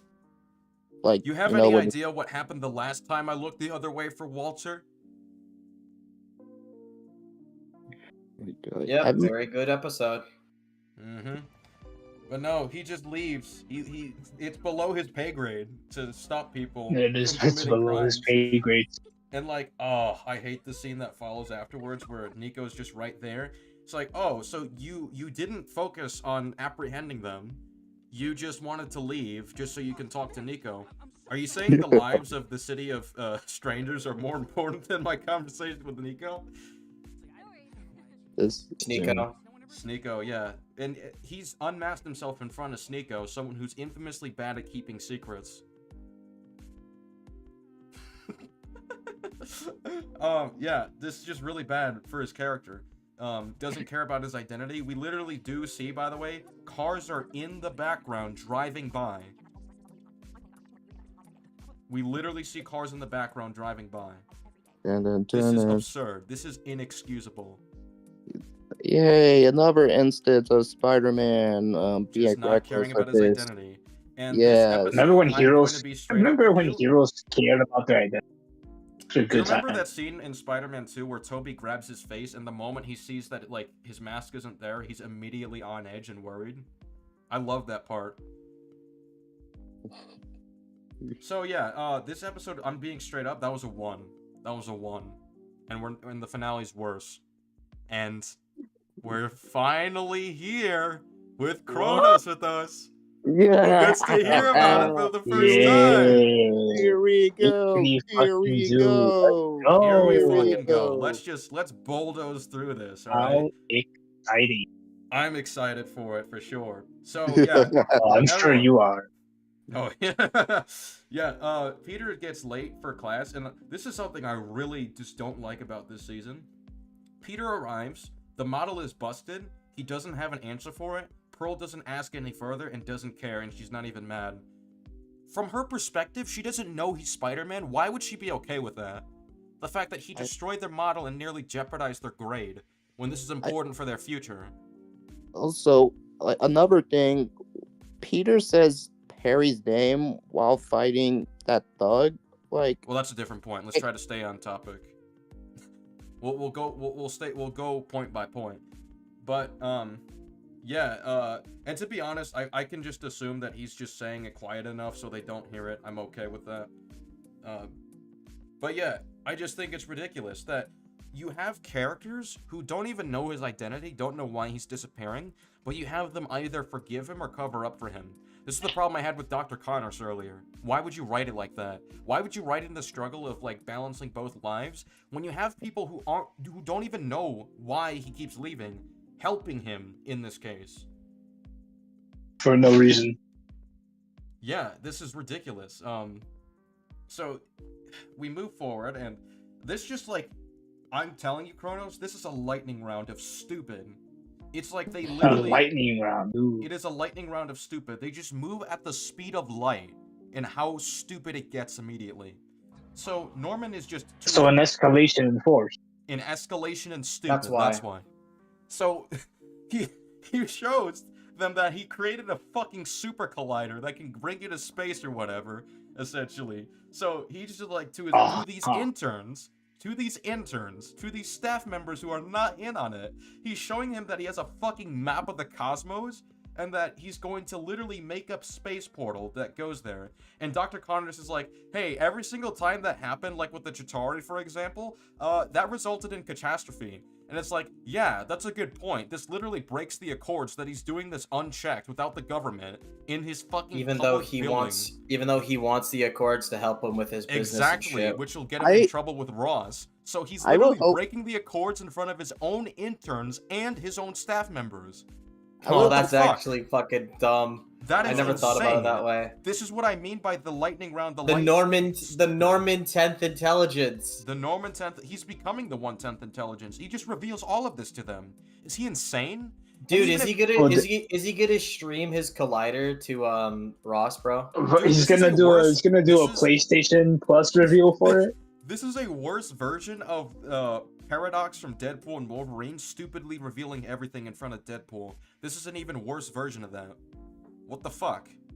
Like, well, so do you guys? I don't know if you guys know this, but like Pokemon Day was yesterday. This is Norman gonna have a Collider Day where he just streams his new Collider invention. Well, also like Kronos, even if he gets what he wants, and they're like, yeah, we agreed to your plan. What's his plan to like present this to the world? Hey, I created this. What's his plan when the aliens come in and fucking kill him? Exactly. The feds are gonna see. They're gonna confiscate this. What is wrong with him? Oh, fuck the feds. What's he gonna do about the aliens? Does he have a plan to fight the aliens? No, he has no protective barrier. He has nothing or anything. Yeah, so what's he gonna do about the aliens? Turn the portal off and on. He doesn't have like Iron Man. He's just gonna turn the portal He doesn't have off. like Iron Man to help. A giant Atari thingy mababi is gonna come through the portal, and he's gonna just turn it off. It'll be fine. Guys, we're just scratching the surface with the stupid here. This is 0.3, and I have like 26 points against this. Oh god. This episode. So Lord. Yeah. So Doctor Strange shows up. Like they're working on it. Yay! And the scientist is like, Norman, I didn't do anything. So he thought the Doctor Strange portal was literally his portal being made. So it turns out it's Doctor Strange showing up, and he's just like, hey, you need to stop doing this. You can't. You're trying to create a portal to the cosmos. That's really dangerous, and that can bring in so many unknown threats to reality. And already I'm thinking, how do you even know that Norman was gonna do this before he did it? How could you know that? That's a good point. How the fuck does he know? I don't understand. Yeah, it's the that he never uses. The thing that he never uses at any point. If you want to argue he could use the time stone, he would have shut down this machine in production if that was the case. He would have stopped him before he even made it. Yeah. So that's a good point. I don't understand that. But then Doctor Strange just talks to him about deleting it, about just stopping this machine, and then he sees Norman is saying a bunch of shit that he perceives as delusional and just completely deflecting from what he's bringing up. So he's already disobedient. So it's like, okay, who fucking cares what Norman says? Just shut down the machine, like, by force. He pulls a Suicide Squad, killed the Justice League Superman. Yes. He is so stupid. It's like he's literally just standing there, and then Strange had no plan whatsoever if Norman actually tried to retaliate, and we know this because Norman is just like, Oscorp security, and then they shoot fucking sonic cannons at him, and then he gets taken down by that. What? Sorcerer Supreme, everybody. Sorcerer Supreme. Woo sound guns defeat. Mystic Arts. Are you Doctor kidding? Strange, Master of the Mystic Arts, Sorcerer Supreme, Keeper of the Time Stone, yada yada. Woo sound guns defeat fucking Doctor Strange. Insane. Most powerful sorcerer, whatever. I literally had loses every single fight he's in. Yeah. Loses every fight he's in at all times. I'm gonna be not a single W across the entire MCU besides his own movie. I'm going to be straight up about this. Peter literally says, hey, maybe we should listen to the wizard, and Norman ignores him. If Peter thinks that this could be a catastrophe on the level of Avengers 2012, shut this machine the fuck down by force. Do it by force. Pull a plug. Do something. And Daredevil's like fucking sidekick is there too. Why doesn't she suit up and try and help Doctor Strange? Why doesn't she Where tell is Daredevil Daredevil? to get involved? Why isn't Daredevil in standby as well? The moment Doctor Strange got shot by the woo-woo sound guns, it got defeated by that because he sucks. Spider-Man, Daredevil's sidekick at least, should have all just jumped Norman. Yeah, they're clearly hurting Strange right there. What if they kill Strange and try to be like, yeah, it was self-defense? Yeah, exactly. Like, this is insane. This is bad. Especially that not many people know Doctor Strange anyways. Yeah. So, if we move forward, right? So Strange again didn't dismantle the tech by force. It is so beyond stupid. And then like Doctor Strange, he kind of gets back up, and then he does a spell to knock out, like immediately. If you look at the stream, he has this purple shit. He puts it up, and he immediately incapacitates the Oscorp security by doing that. Which means he could have done it from couldn't the have done beginning. that earlier. Yep. And then he creates some kind of barrier in front of the portal, and Couldn't that have done that fails. earlier either. But he fails, and then he sees the portal is opened, and I'm just thinking to myself, Oh, he fails? Of course he could. I counted Why would Kronos. I expect him to succeed? Kronos, I counted, he has 25 seconds to do this. He has 25 seconds to just pull the plugs. That's all he has to do. Pull the plugs. Yeah.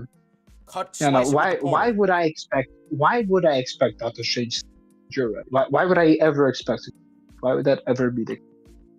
Yep. And I know people are gonna say, well, this is not exactly the MCU. Do you have proof that he can cut things up with his portals? Yes, I do. He literally does that to get the spider in his dimension to begin with, or sorry, in his time in the past. So yes, he can cut things up with the portals. So he doesn't cut up the wires or anything, any power sources. He literally just stands there and allows Norman to admire this. This is ridiculous. Like, he's literally Doctor just standing Strange, there everybody. watching it. Doctor Strange. This is crazy. This is just fucking crazy. And then he sees, oh yeah, that symbiote creature in episode 1, Kronos. You happen to remember it? Unfortunately, I do happen. Well, unfortunately, I've you're been gonna have to cursed with remember it remembering again because it shows up through the space portal. But Doctor Strange I'm watches it taking a walk wild through guess. there. Whoa, 1 second. I'm gonna take a wild guess here. He loses to it again. Yes, he loses to it again. Damn, that's So- He crazy. needs help. Holy He needs shit! help from Spider-Man. Doctor Strange losing? There's no way. He's won so much. Oh yeah, no, it gets better, Kronos. He literally just stands there and watches the creature enter through the portal instead of using the time stone to make it walk backwards so it never gets in there. Or just use the Never purple spell. Like, fuck. And then he just Damn. watches, he's just standing there. And by He the has way, a Kronos, spell that can automatically knock people out. They established that in this episode I- when he defeats the woo-woo sound gun people. They I established will that, like, assume a few in minutes best ago. faith that it doesn't work on the symbiote creature. That is the least I'm going to give it. But why? The symbiote I has don't a know. consciousness. It's not great. It's not great Because writing. you don't but know I'm how it going to works. give them It's a that human-specific little spell, I guess. It only works on humans. I guess. But Yeah, he should have at least tried though. He absolutely should Yeah, have but at like least tried. he should have Yeah, he at should have least tried like, it. put in the effort. He should have at least seen if it worked because that's an automatic win. Yeah, but if we look at the stream, right? So Strange flies at it and tries to go up close to it. Yeah, he Again. tries to use like a sword and shield. Damn, No, the he tries to use, like, the sorcerer chooses to go close range again. What a shocker! Yep. Yeah, gets a monster that's like 3 times his size. Exactly. And then he pulls out their shields to block up, and still isn't portaling it. Like, just create a portal back to space. He doesn't. do Yeah. that. Said it. Like, wait, I think he tries that once, but he doesn't try it again. No, it's not to space. It's we'll get there. We'll get there. I want this to be in order. So yeah, Doctor Strange is like trying to fight this thing. And Strange is really. Oh, before I get to Strange, Peter's staring at this for a while. He should just be changing immediately. There's no He was excuse. just standing there. Yeah, he was. He was just standing there. But he's standing there menacingly. Menacingly. So, Kronos, they established, because Yes. I wanted to be sure with this, they established that Doctor Strange is okay with killing because he uses his sword on this creature when he doesn't know if this can or can't take his sword. And he went at its face. He slashed its Yeah, he aimed for its face with the blade. So he's willing to kill, and he doesn't just chop this symbiote up into little pieces with the portal slicing that they've established you can do. Kind of like what Wong did in Infinity War. He can literally chop this creature in half, and he doesn't do that. Well, yeah, because then he would win the fight, and Doctor Strange is contractually obligated to lose every fight he's in. He got the opposite of the Rock's contract. Exactly. Yeah, And like, contract. he keeps using a sword against it. Like, a sword, close range. Are you serious? Damn, I love when my sorcerers go close range. Yeah, I would bring a knife to a gunfight. Yeah, Chronos, or not Chronos, Comic Legend. That's I don't know because if you you're heard. fucking insane, Necromorph. I don't know if you heard Because what you're I an said. agent of chaos. But the fact that he's using a sword proves he's willing to kill, which means he should be using the portal to slice the symbiote creature, but just doesn't. What if it's a non-lethal sword? It's a non-lethal sword. It just knocks them out. Just puts them to sleep. Doctor Strange accidentally hits a piece of like the power source so that it like goes out, and then that actively unplugs the machine. No, you say he hits it. He doesn't hit it. He gets thrown at it. But I actually do want to be a little fair, just for the sake of argument. About the killing. It's very clear in that episode though that like Strange and Spidey both think it's the morally right decision to bring the symbiote back home. That's not kill it. So he flipped on a dime. Why would he change? Because he's a piece of shit. I don't know. Exactly. So yeah, he unplugs it by accident because he was thrown into the power source. And I'm just like, yeah, you could have messed with the power source because it's entirely dependent on power. So if you disconnected it in some way, you would have gotten it. You would have gotten exactly what you wanted. So I'd like everyone to keep in mind he has a time stone at his disposal.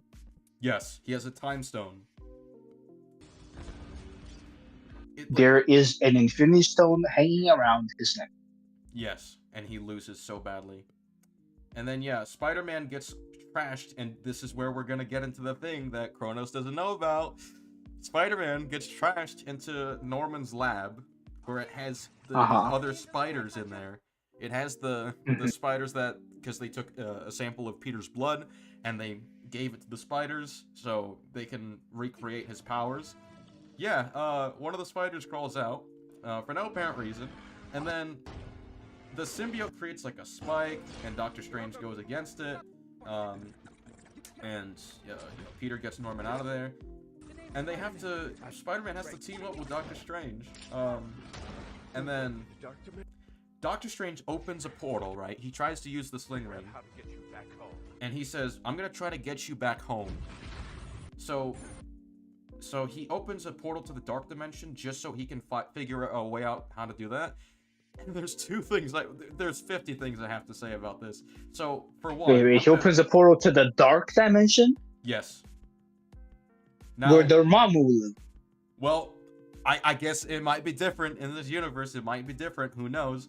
But I'm gonna... call it the mirror dimension. I'm gonna remove the copyright label just for a moment, because I want us to really unpack how stupid... Unless Venom is from the dark dimension. So, Liam, you're gonna want to show interesting, this I guess, on the stream, and you'll also want to show... give me a moment.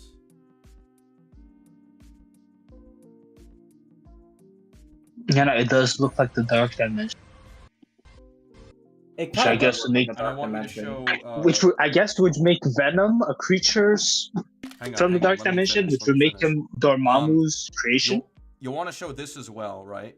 So you can show it right afterwards, but essentially what I'm highlighting is that Spider-Man sees, or Doctor Strange opens a portal right behind the symbiote creature with the intent to bring it to the dark dimension. So Spider-Man sees that, and then tries to swing right into it, and then as a result, Strange says, wait, as if he didn't want that, and they both end up in the dark dimension. There's so weird. Much wrong with this. I don't even know where to start, okay? So first of all, if Doctor Strange wanted to send this to the dark dimension, open a portal underneath it. Why did you set it up, like, right behind it? Yeah, were you expecting the symbiote creature to just walk backwards? for some reason. Like, what was the plan there? That's the first thing I want to bring up. Peter's a moron for like swinging into it. Well, I don't really care about that. I don't mind that. My problem is that Spider-Man has no reason to think this is a bad idea because Doctor Strange set it up in this very specific scenario where it looks like a setup. And he's like, no, Peter, don't do that. Or no, Spider-Man, don't do that. I'm like, what? You set it up like this. What's wrong with you? You did that. You caused it. You did it. You got no one else. You fucking did it. And what it's so fucking crazy because even then, like, he's like, oh, I don't know, I need to find a way to get you back home. You literally saw where the home was. You saw it. So open a portal there.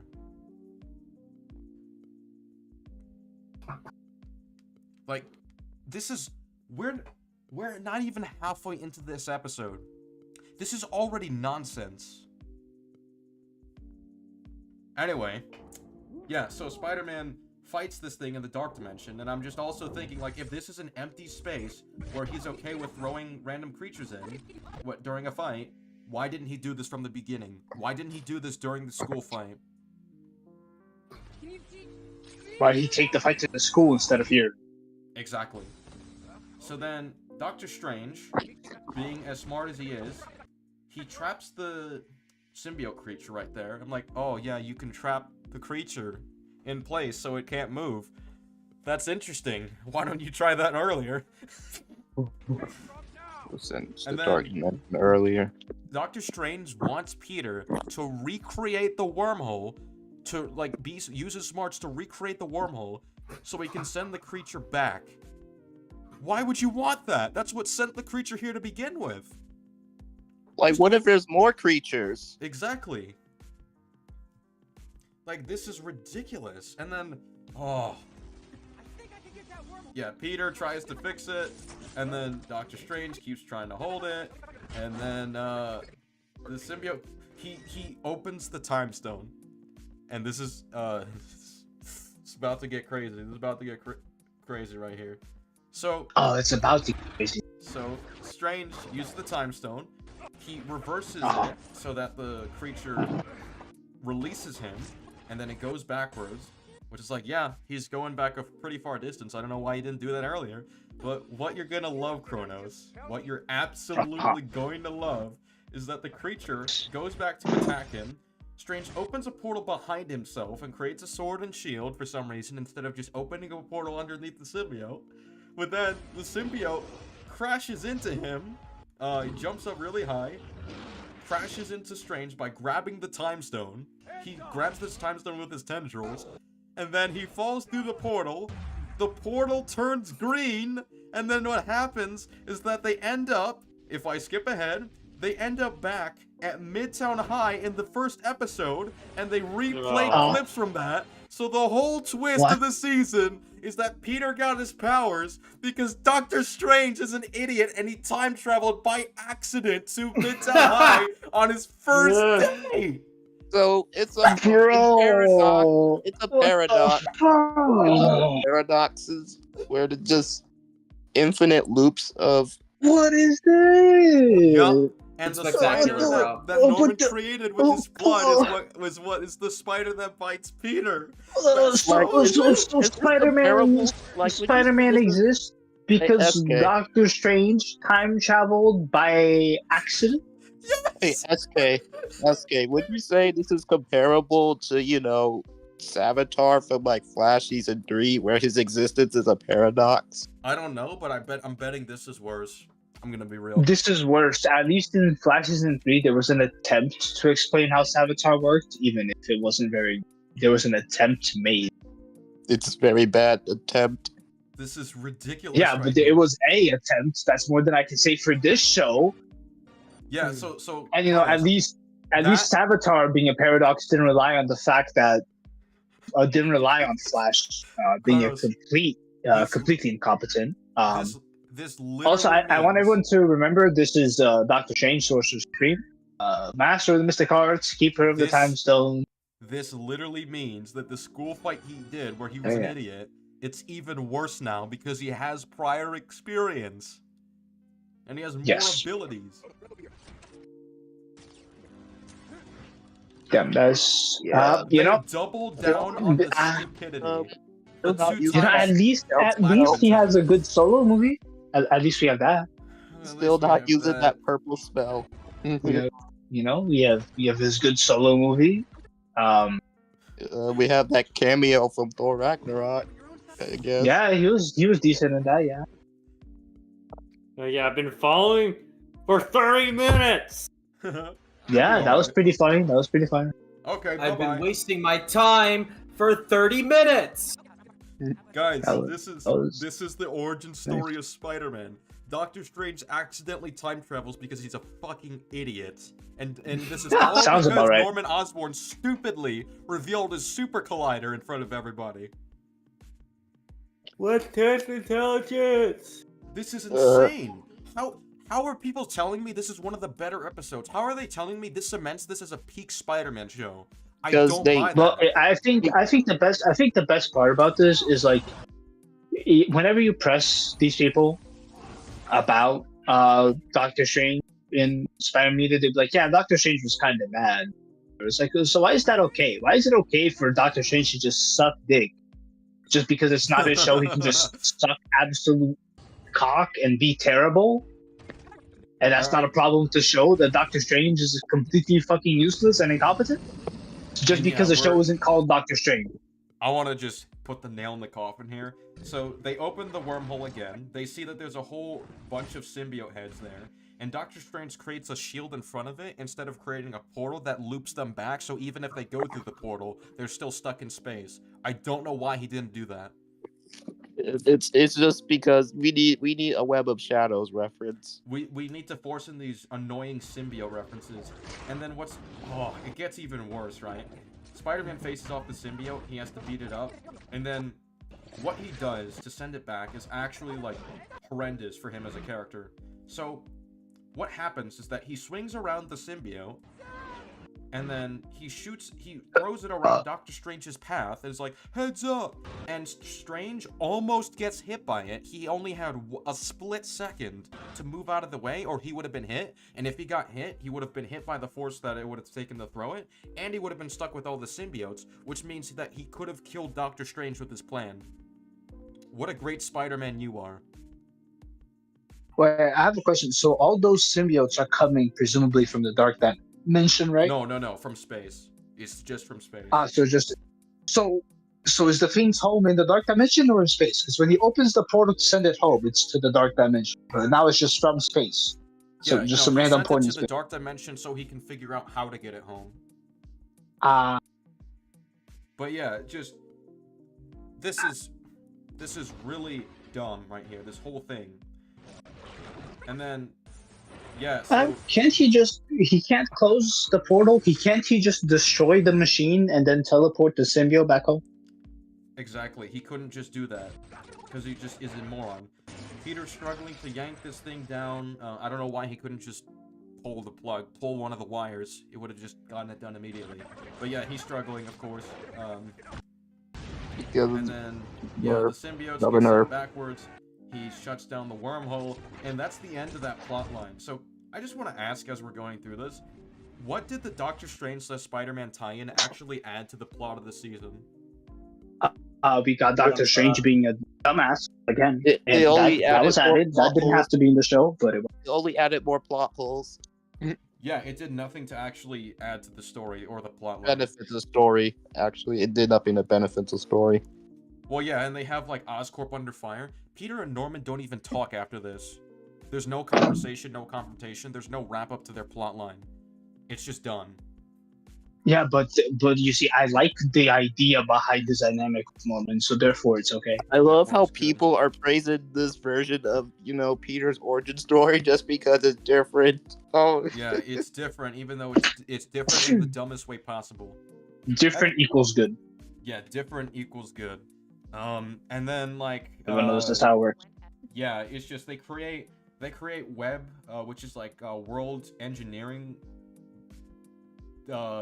something, I can't remember. But yeah, so they create that, and then Harry doesn't even have a conversation with his dad about this. It's like, yeah, there's a lot to unpack here, and they just don't care to explore any of that. It's like, okay, fine, whatever. And then Peter talks with Doctor Strange about, oh, you know, some things just happen for a reason. Destiny, that kind of stuff. Yeah. I It's hate really, that. it's really lame. Like none of this carries any weight because none of this actually ties into any central plot lines, any moments of character growth for Peter or anything. Like this is just meaningless. This is hollow. This is just MCU reference, Doctor Strange time shit. It's so ridiculous. What you mean? I love when Spider-Man is destined to be Spider-Man. He had I to be swear. Spider-Man. No one else could have This been show, Spider-Man. this show is written by children. Oh my Spider-Man god. is a moron. He's just like, Doctor Strange's like, oh, what'd you say your name was? He said, Spider-Man. He's like, nice save, kid. I'm like, what? How are you? I can't believe at this point you're still struggling to not say your first name under the mask? What? Yes. I can't get over that. And then, yeah, I've seen people, like, go crazy over this, where he's like, oh, my future, can you tell me about my future? And he's like, oh, well, things are gonna go great. And then he closes the portal, and we see the fucking Watcher in the background. I'm like, get out of here. This is just so pandering. This is so much key jangling. This is just all fan service, just fan bait and stuff thrown in your face. This is not storytelling. This is just pandering right here. This is all just stupid. This show But was written by SK, fake the fans. Watcher was in the show, you know, from What Watcher If, the was in show, What If. But no, guys, we can't have a conversation where Peter confronts Norman on what he's done or all the secrets. We can't have Yeah, we him don't have time confront him on this at all. We need to have him walk back into his lab and see the symbiote there and have that get set up. Because that's apparently more important. Because set up. That's what we need. The adventures of your friendly neighborhood setup. Listen, I'm gonna call it right now. When Harry is probably gonna become Venom again, and he's gonna turn Nico into Scream and complain about how much Peter sucks. Oh yeah. They show Daredevil and his sidekick are here. So yeah, they remember that they exist and they set up. Oh yeah, she's gonna be spying on Webb now. I'm just like, okay, so Daredevil had a spy this whole time to gather evidence, said nothing about what he found to Spider-Man. They should Did nothing about what he found. Oh my god, after Norman's been outed, don't you think Peter would be more willing to listen to what Osborn is supposedly hiding? Why doesn't he talk to him about the... Oh my god, this is so... I mean, why doesn't he talk to him? Because that would require the show to be well written. Like, Daredevil just... There's no follow-up to what he found. There's no follow-up to what he got off the computer. Not on what No Norman's follow-up? hiding. Like, There's nothing. They don't talk about it. Because it's all just set up, no payoff. That's what this is.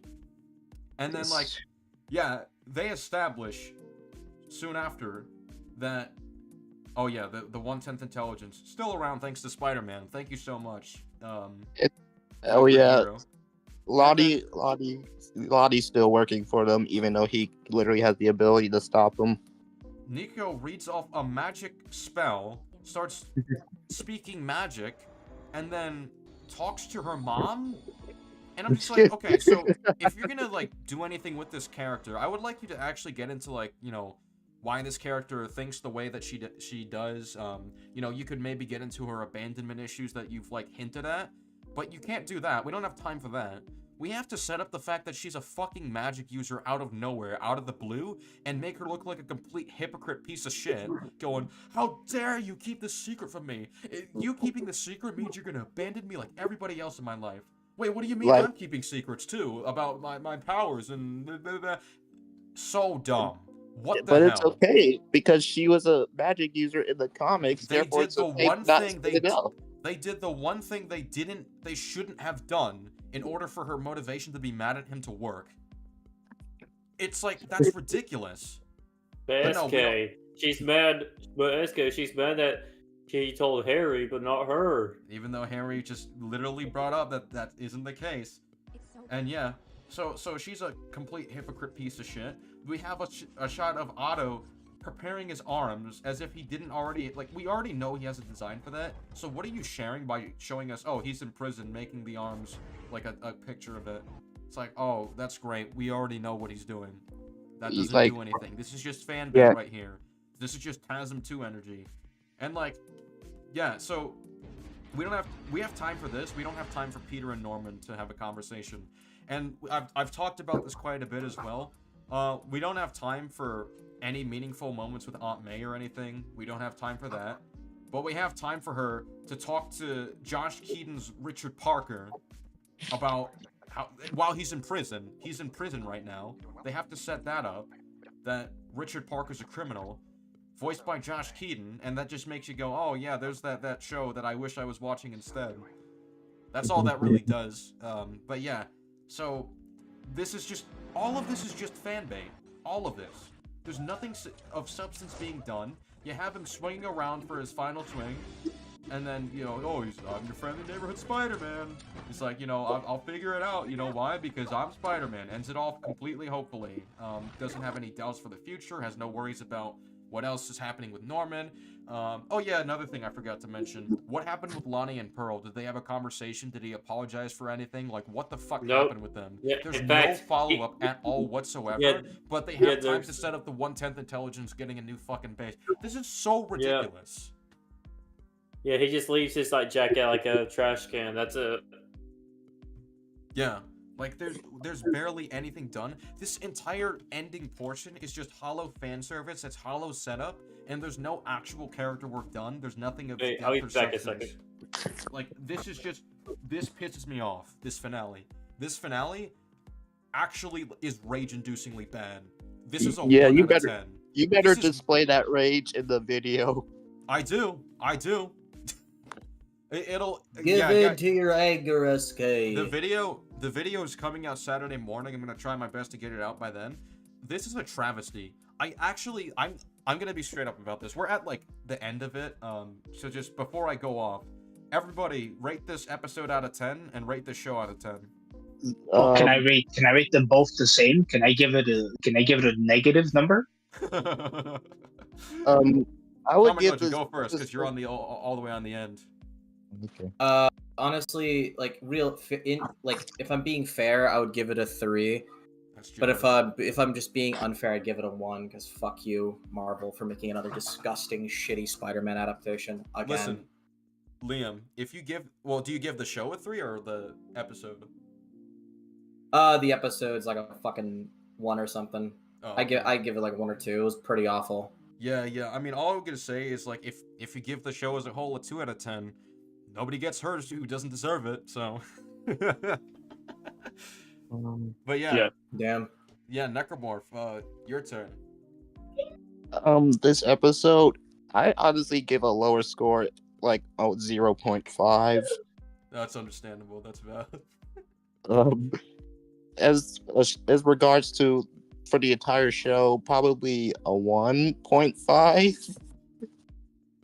Yeah, I can see it. I can see it. Yeah, I mean, nobody's getting hurt who doesn't deserve it by that rating, so. I have no idea what you mean by that. It's in reference to Punisher in Daredevil Season 2, where he's like, Oh. you shot up a hospital. Nobody got hurt who didn't deserve it. you know, after watching this show, I would probably do that. Yeah, but I think Yeah, I'd agree. I feel like we've heard Kronos' opinion very clearly. Skids, what's yours on this episode in the show? Okay, I'll probably just say it's a flat 1 out of 10. As for sure as a whole, at best is I'm right between 2 or 3. At absolute best is definitely a 3. Yeah, basically. It's just this entire episode, it just feels like just hollow fan service. The reason I hesitate to say this is worse than that this is better than Far From Home.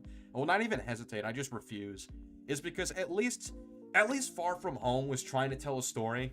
I'm gonna be fair, at least they were trying to tell a story. This finale right here is literally them just trying to be No Way Home Spider-Man 2 on the PS5, shoving in everything all at once, just fan bait as much as possible, just for pandering. And to me, that's more insulting than Far From Home being like, yeah, I'm trying to be my own story, even if it's a shit story. I at least respect what it's trying to do way more than shit like this in No Way Home. Yeah, like season 2 is gonna be another fucking symbiote adaptation, which I trust that we're all sick of by now. We're all sick of it. It's Yeah, gonna be like especially after Spider-Man 2, 2. where it repeats I mean, the main plot beats of the symbiote arc, and we have to Is- see it it's again. something new. Are you Season ready for 2 that, Liam? is season That's gonna be 2 so gonna have good, like yeah. I have a hard time believing people are saying that this show is supposed to be a new take on Spider-Man when this is just the same stuff we've seen before. It rehashes I'm gonna- all the old listen, takes of what- I'm gonna Spider-Man. be straight up. If you say that this show is better than the 90s series Spectacular, the new animated series in Unlimited, and Ultimate, you're lying. You're lying. Like, Lying. watch this. You're Watch a this. liar. Season 2 is gonna have anti-venom in it. Watch this. Because they're just shoving as much Dude, shit as they Dude, can. at least they actually like tried to explore the parental neglect and how that affects Harry as a character in fucking Ultimate Spider-Man. They have a clip notes of it in the show. Like at least you know Peter in like Spider-Man 2 PS5. Like I wouldn't really say he's like all goody two shoes like type of guy because you know he has deep down he's like He kind of feeling is. like he kind of has the need to like kind of kill. He's feeling like the desire to kill criminals. Yeah, but you only know, under the symbiote. It's not really him. but he kind of already had those frustrations building up before, man. So Not really. We barely see hints. It doesn't even matter. I think, honestly, I actually am really curious. Comic Legend, what is worse, this story or Spider-Man 2 on the PS5? This story. I think I have to agree. This story's worse. This is... Dude,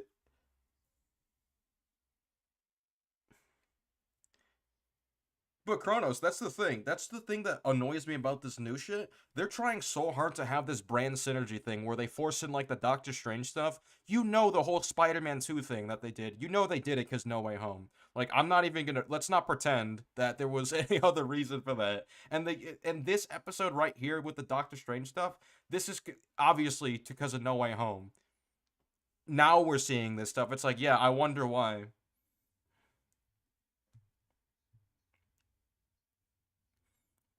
Yeah, exactly. Someone said Comic Legend, I think he's dead.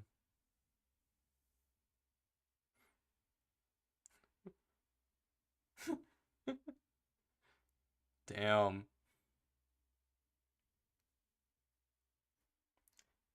I'm gonna go off as well. You guys should be mad that this show gets a season 3, but Spectacular doesn't, and that gets canceled and never gets a chance. Guys, we could have a really great follow-up to, you know, the Green Goblin, you know, being revealed as Norman Osborn, the effect he would have on Peter's life moving forward, the effect he would have on, you know, his cast of characters, Harry being manipulative to Gwen, how that plays into the drama in Peter Parker's life, how he, you know, reflects on his experiences as Spider-Man, how that changes him as a character. You know, that would be really great stuff for them to dive into, maybe get into more of the villains that they were setting up. But no, we can't get that. Instead, we get wonderful Doctor Strange Destiny, stupid Time Stone, Spider-Gwen in the future, symbiote arc again. Aren't we excited for this? Aren't we excited for this? Doesn't this deserve the revival even more? Oh shoot, they only... Give me a moment. If they only hear me... Okay, I'm gonna fix that real quick if they only hear me. Give me a second, Fuck, where is it? Why is it... Okay. Why is it doing this? Okay, properties. Alright, let's try this again. Let's try this one last time. It's significantly worse. Now. I got it. It's significantly worse than it's significantly worse than Iron Man Armored Adventures. Yeah, Good. this is. Or Like, X-Men I'm going to or be, X-Men 97. I'm going to be straight up. Like, if people are saying this is like on the level of like Spectacular, they're saying this is on the this is top 3, top 2, or even top 5 Spidey shows. I want to know what's good about it. I really do. The The concepts of it are good. Apparently, I guess. listen, Nico hates rich people, so there. Oh damn, you're right. You should. Like this shoves in so many of the same issues we see in Spider-Man media into this season. Like if you hate the TASM 2 thing where he stops and jokes around like an idiot, this happens so many times in this series. You hate the whole Doctor Strange stuff, the shoving in the time travel / multiverse bullshit, overcomplicating things. That's literally what they do. The fact that Spider-Man can't like have a story dependent on his own and he has to be with characters like Doctor Strange and shit, whatever. Yeah, we don't count on it. If you don't like, it boggles my mind. People are like, oh, this fixed the problems with the MCU, with him being reliant on Tony Stark and all the technology. You have the same thing with Norman, and you literally have Webb at the end that Harry sets up, and he's gonna be funded with like so much money now. And you want me to believe that this guy has trouble helping his Aunt May get by after Ben died? A guy the show gives two fucking shits about? Like what? I mentioned that earlier when you weren't here, Skate. Besides the stuff how do I about believe this May, guy's you'd be poor? hard pressed. Well, no, not that. But you'd be hard pressed to think that Ben's death affected Peter at all, given just how little he actually seems affected by it in a scene with anyone besides Aunt. Exactly. Like, this is literal sludge. The things that people say about WandaVision's finale, or the Secret Invasion finale, whatever people say about these MCU finales, this is literally like them, where it's just sludge. Yeah. I'm actually, like, name 5 things, or not even 5 things. Name 1 thing this did better than Homecoming and Far From Home. Well, you know, like on a grand scale. Shit. Well, we gotta see Josh Keaton. Shit. Well, like maybe I can name like a few small things, but otherwise, I guess Scorpion. At least he's not like Vulture, not like fucking stupid. I guess. Holy shit. Hold on, I'm getting the text. Yeah, this is just like I'm gonna be straight up. This is worse than the 2017 show, and the reason I'm saying that is because I haven't seen that in a while. And while I remember having problems with it, I don't remember it to this magnitude. And if I don't remember it having as many problems as this, then I can't really say in good faith that it's worse. So someone would have to prove that it has as many issues or worse issues as this show. If you were to rewatch it again, I'll rewatch it again just to see, just out of curiosity. Yeah, you probably I think you're gonna have a really hard time proving that a Spider-Man show can get as bad as this. Like this. I may give this a 2 out of 10. This is the closest it could be to a 1.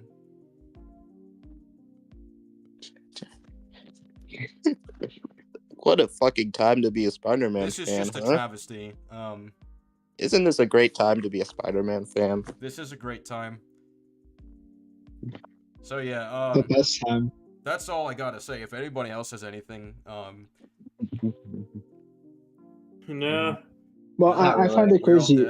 Fucking Iron Man can't get a new show. Captain America can't get a new show. We have to make way for another Spider-Man show that's just gonna retell everything we've seen in other better Spider-Man shows. We're in for the Dark Ages again. Doctor Strange, the Dark Ages. Doctor Strange can't get a show. Since this decade began. Yeah, but here's the thing. At least we had Spectacular. We had Spider-Man 1 and 2. We had the new animated series. We at least had those.